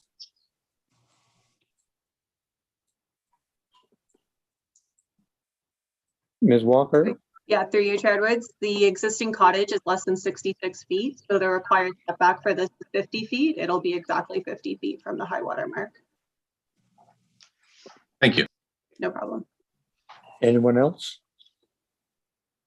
Yes, Member Green. I just wanted to comment on why this is an illegal cabin in the first place. I don't understand that. Mr. Sharp, just a minute. Through you, Chair Edwards. I can't speak to the exact history of the building, but I do know that it's 97 square feet in size, which is under the size that would otherwise be required for a bit like it's under the 108 square foot size that would otherwise require a building permit. So it's 97 square feet and it complies based on the site plan that is in front of us with all of the zoning considerations with respect to front yards, side yards, and all of those details. Mr. Snyder is in attendance today. I don't know if he would have anything further to add. If it was just being used as storage, my understanding is that a building permit wouldn't be required. But again, if there's some type of servicing or washroom facilities inside the building, then a building permit would be required. But again, in this instance, they're proposing a small addition, 18 square feet in size for just that, a washroom.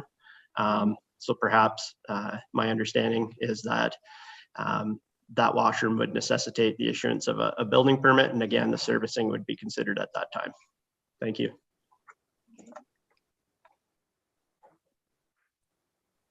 Thank you very much.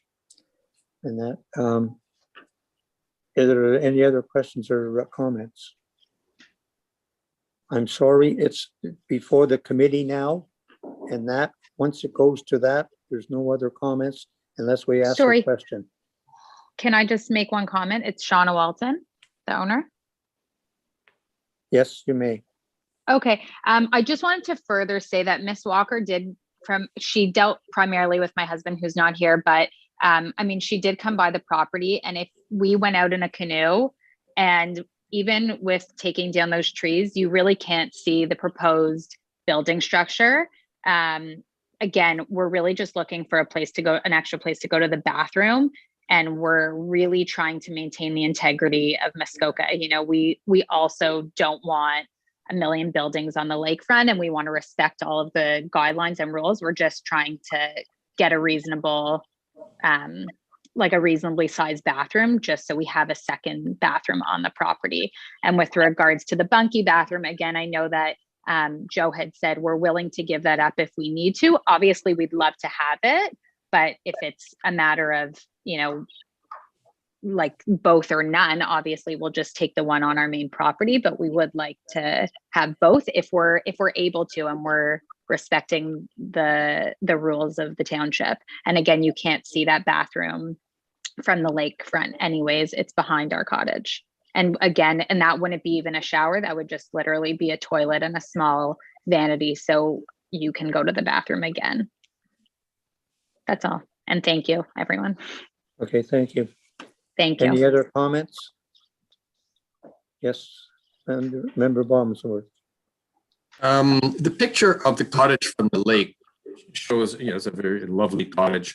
It is painted very bright colors, and about 2/3 of the building is quite visible from the lake.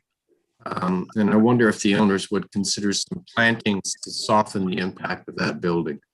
Whenever we get an application before us, under the official plan, we're supposed to be looking for ways to improve properties as well. I noticed your neighbors have dark tone colors, and the bright colors, you know, clearly make it more visible from the lake, and that could be fixed with some planting. So if that's a consideration, they would. We are happy to do that. Then perhaps we can put that into the motion. Sure. Yes.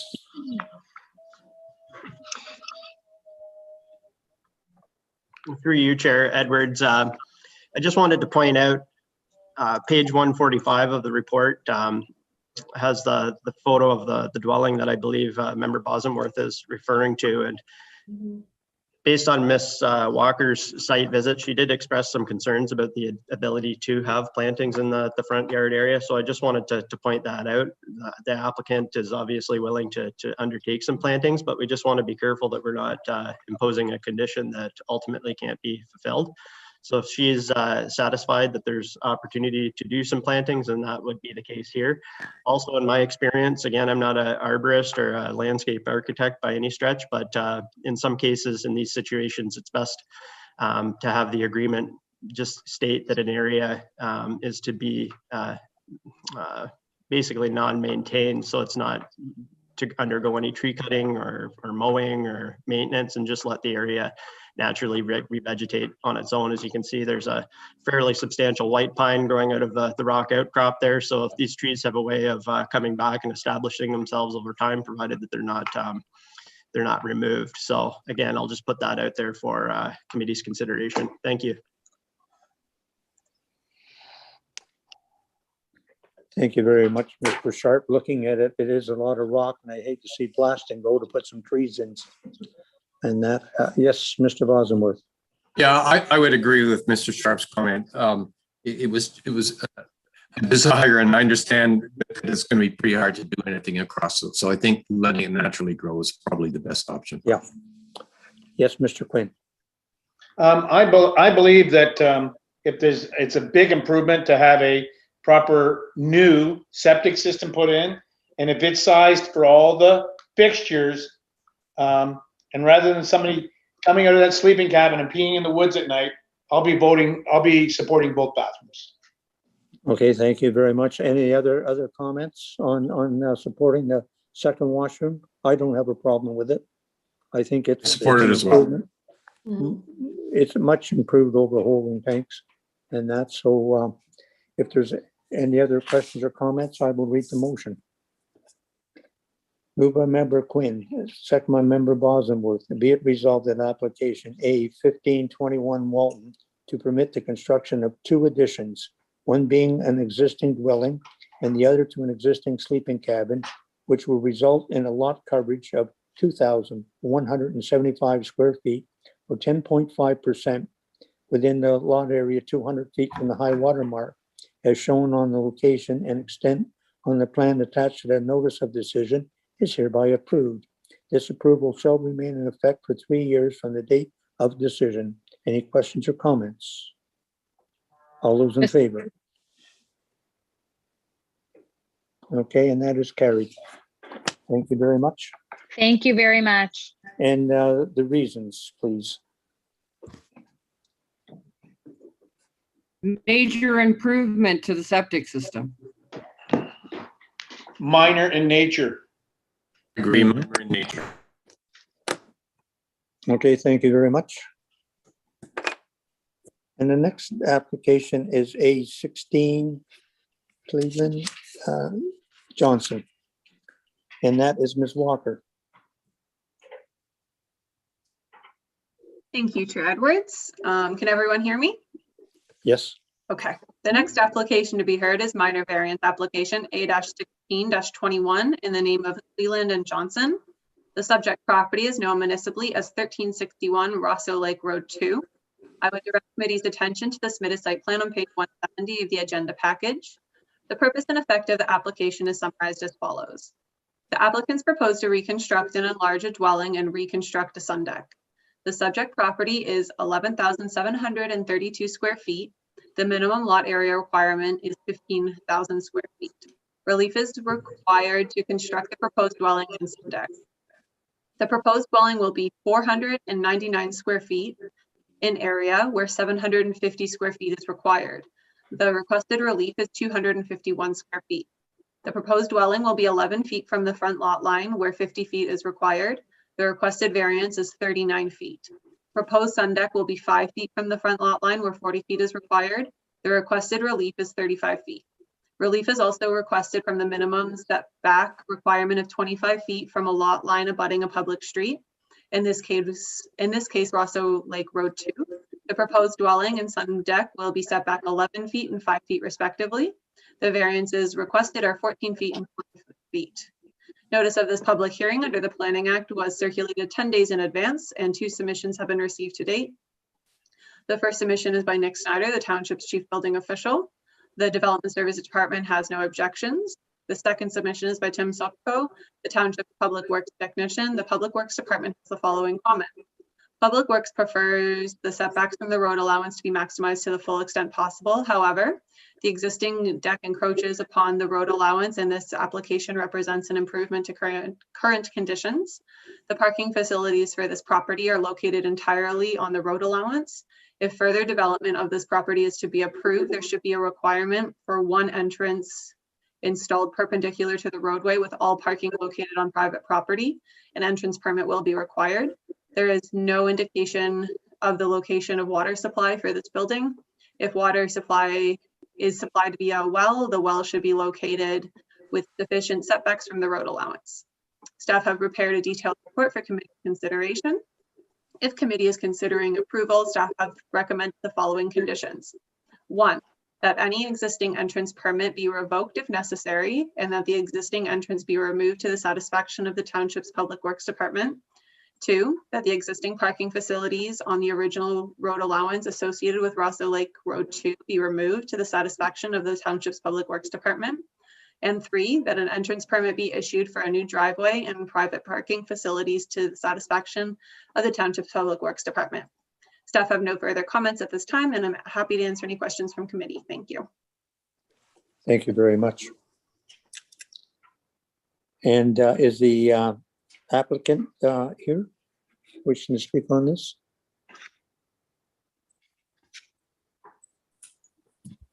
Hi, good morning. Can you hear me? Yes, I can. Dan We need Cleland. Your name, your Yeah, name, Dan address, Cleland. and postal code. 135 Vincent Avenue, Gravenhurst, P1P 1R5. Okay, thank you. So I think Ms. Walker clearly conveyed my intentions. I mean, I'm just trying to replace an existing old cottage that's in really poor condition. And, you know, I understand it's an undersized lot and an undersized dwelling. Yeah, I'm just trying to maximize the potential of the property, really. Okay. Anything else? I don't really have anything further to add. Okay, very good. Thank you very much. Is there anyone else here wishing to speak in support or opposition to this application? There is one person who raised his hand, but. Good morning. Can you hear me? Yes, yes. Hi, this is William and Sandra Kenyon, and we're at 1362 Rosso Lake Road 2. Direct neighbors, Mr. Cleland, and permanent residents down here, POC 1JO.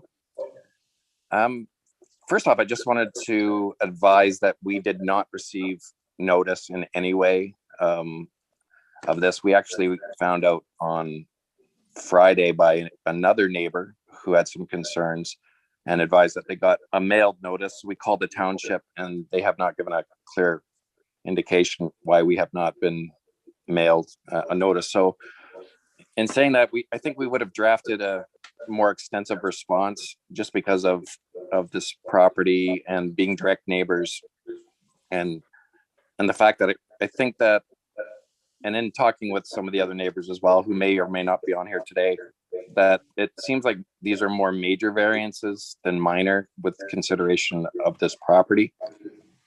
And, you know, they're talking about an increase of 3,300 square feet of this property. It's a very, very small property.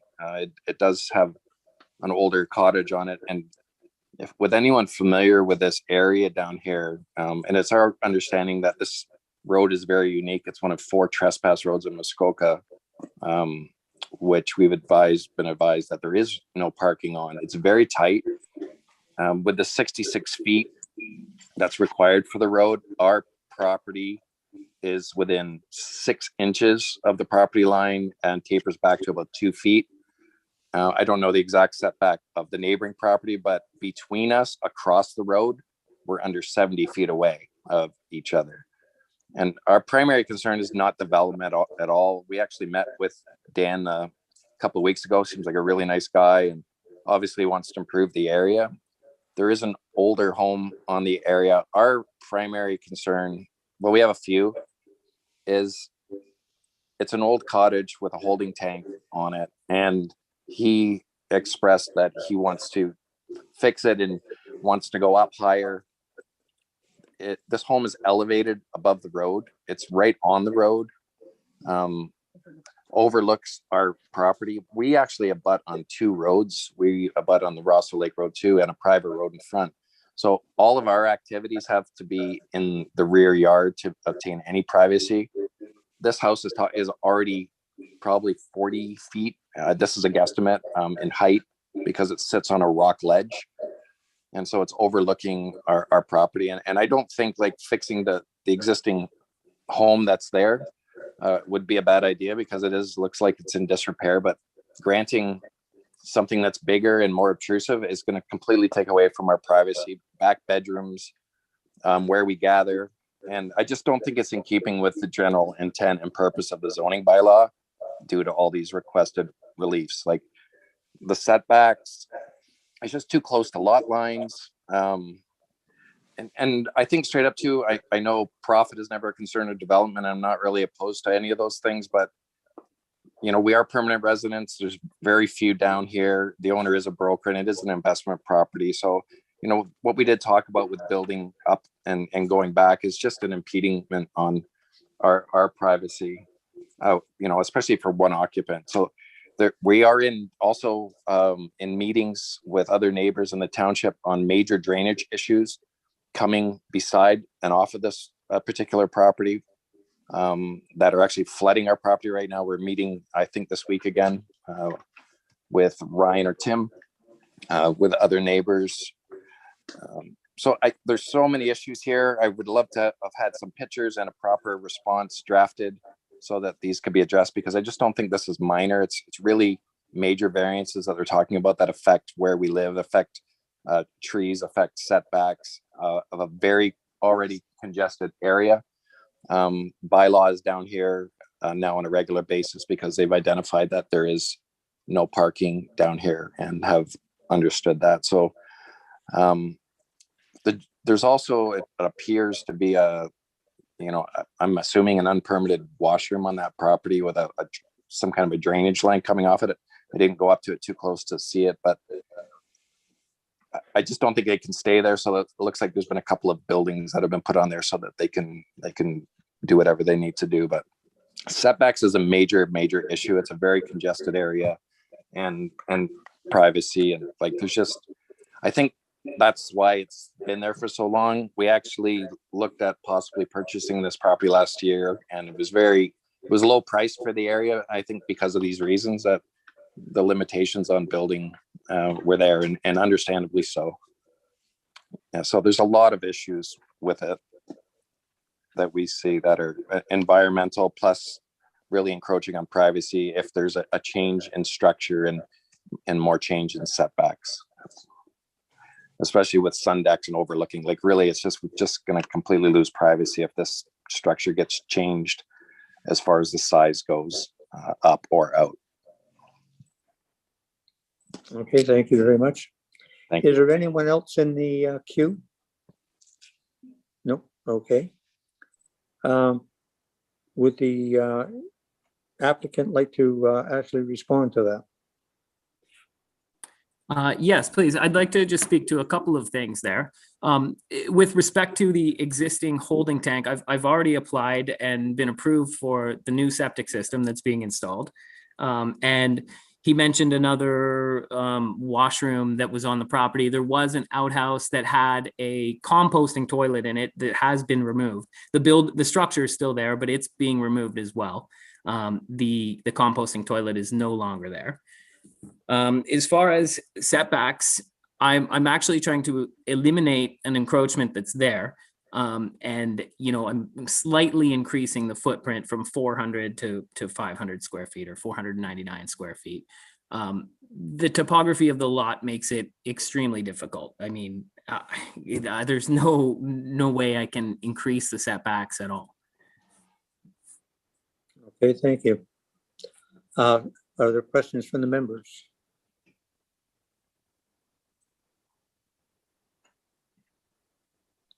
Any questions? Okay, I will read the motion. Moved by member Green, second by member Creaser. Be it resolved that application A 1621 Cleveland and Johnson to permit the reconstruction and enlargement of a dwelling and the reconstruction of a sun deck with the following variances being granted. 1, to permit the reconstruction and enlargement of a dwelling and the reconstruction of a sun deck on an undersized lot. 2, to permit a dwelling to have a gross floor area of 499 square feet. And 3, to permit the construction of a dwelling 11 feet from the front property line. 4, to permit the construction of a sun deck 5 feet from the front lot line.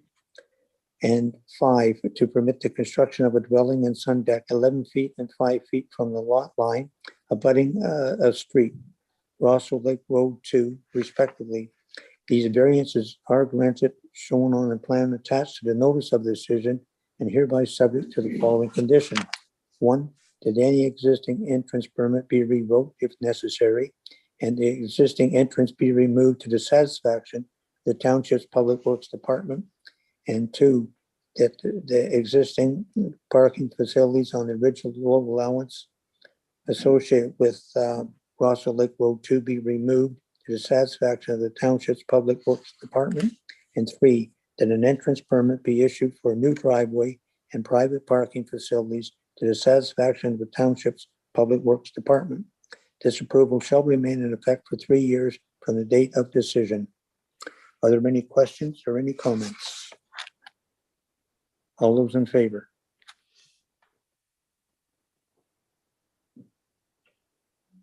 And that is carried. Thank you very much. And the reasons?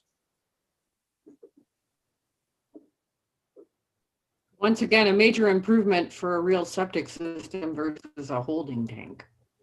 That's right. And, you know, the township is looking for affordable housing, and this would come into it being just a 499 square foot net residence. Thank you. And the next one is A 1721 Cone. Thank you, Chair Edwards. The next application to be heard is minor variance application A-17-21 in the name of Cohen. The subject property is known municipally as 1046 Apres Road. I would direct committee's attention to the submitted site plan on page 187 of the agenda package. The purpose and effect of the application is summarized as follows. The applicant proposes to replace an existing sun deck with a patio within the existing footprint and construct a new sun deck. The proposed new sun deck is located 27 feet from the high water mark where 50 feet is required. The requested variance is 23 feet. Notice of this public hearing under the Planning Act was circulated 10 days in advance, and 2 submissions have been received to date. The first submission is by Nick Snyder, the township's chief building official. The Development Services Department has no objection. The second submission is by Tim Supko, the township's public works technician. The Public Works Department has no objection. Staff have prepared a detailed report for committee consideration. If committee is considering approval, staff recommend the following conditions. 1, that the prefabricated sun shelter onto the rooftop of sun deck of the boathouse be removed. 2, that the deeming bylaw be approved if necessary. 3, that a site plan agreement be entered into along with securities for the revegetation of the property. This be registered on title. Staff have no further comments at this time and are happy to answer any questions from committee. Thank you. Thank you, Ms. Walker. Much appreciated. And we have the agent and the applicant, I believe. Who would like to speak first? Yeah, I'm the agent at Grant Cleveland from 23 McNabb Street, Bracebridge, Ontario, P1L1R4. And I'm here to represent Andrea and Jeff Cohen in this regard. Okay. Yes, so the plan is to remove an existing sun deck, which is close to the water. Closest point is 4.3 feet going back to the front of the cottage, and replace it with a sun deck to the side of the cottage at a further distance from the water, 27 feet roughly. And yep, just looking for your guidance on this matter. Thank you. Okay, thank you very much. I have to ask, is there anyone else here wishing to speak in support or opposition to this application? No, there's no one else. Okay, are there questions from the members?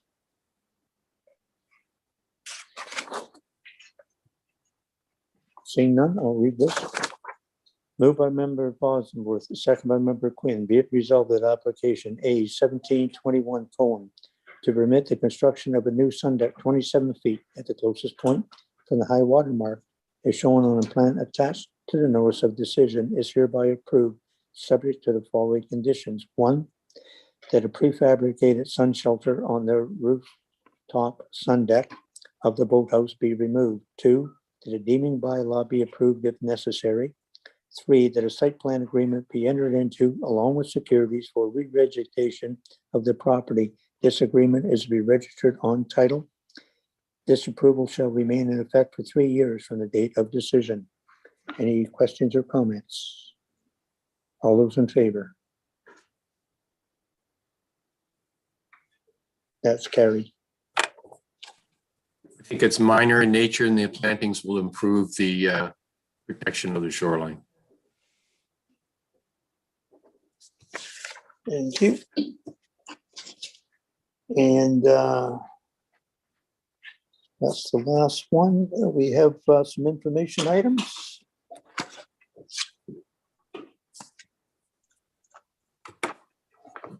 Thank you, Chair Edward. Just a minute. Gotta kill the sound here. We have 2 information items for committee. The first is related to a decision issued by the Local Planning Appeal Tribunal in relation to concurrent consent and zoning bylaw amendment applications in the name of Keith Ascendis. The applicants were granted provisional consent to create 3 individual lots fronting Ricketts Lake, along with rights of way over an existing driveway and easements for hydro service. The tribunal approved the related zoning bylaw amendment to both increase and reduce front yard setbacks, to restrict the location of buildings and structures, to prohibit shoreline structures in type 1 fish habitat, and to rescind a site-specific bylaw that formerly prohibited lot creation. The basis of the appeal was a lack of decision with regard to the required timelines under the Planning Act for making a decision.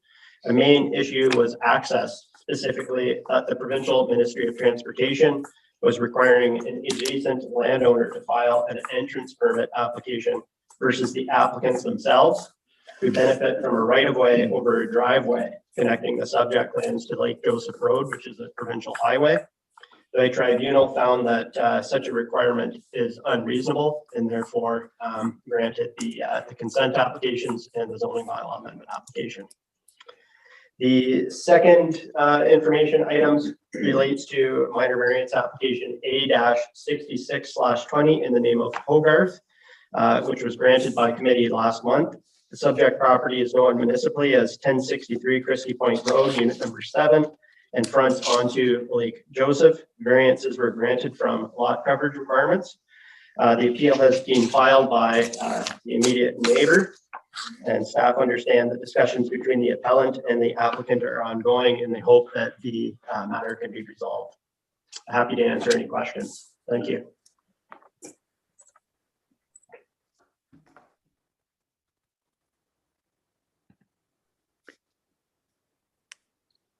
Thank you very much.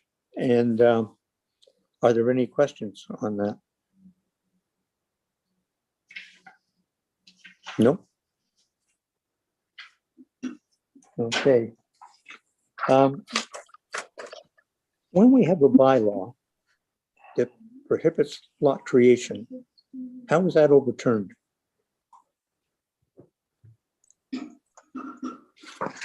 Thank you, Chair Edwards. It's a good question. It's a good question, Chair Edwards. Maybe I'll just ask. I can't get at it. It's telling me to leave a webinar. My sounds and that. I think Andrea's putting their jinx on me on her last day just for fun.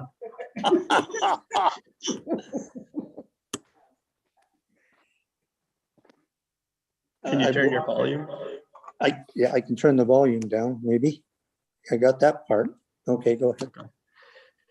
So I think as we've discussed in the past, any owner of land can apply to make a zoning bylaw amendment application to change the zoning of land or any site-specific considerations as they relate to the lands.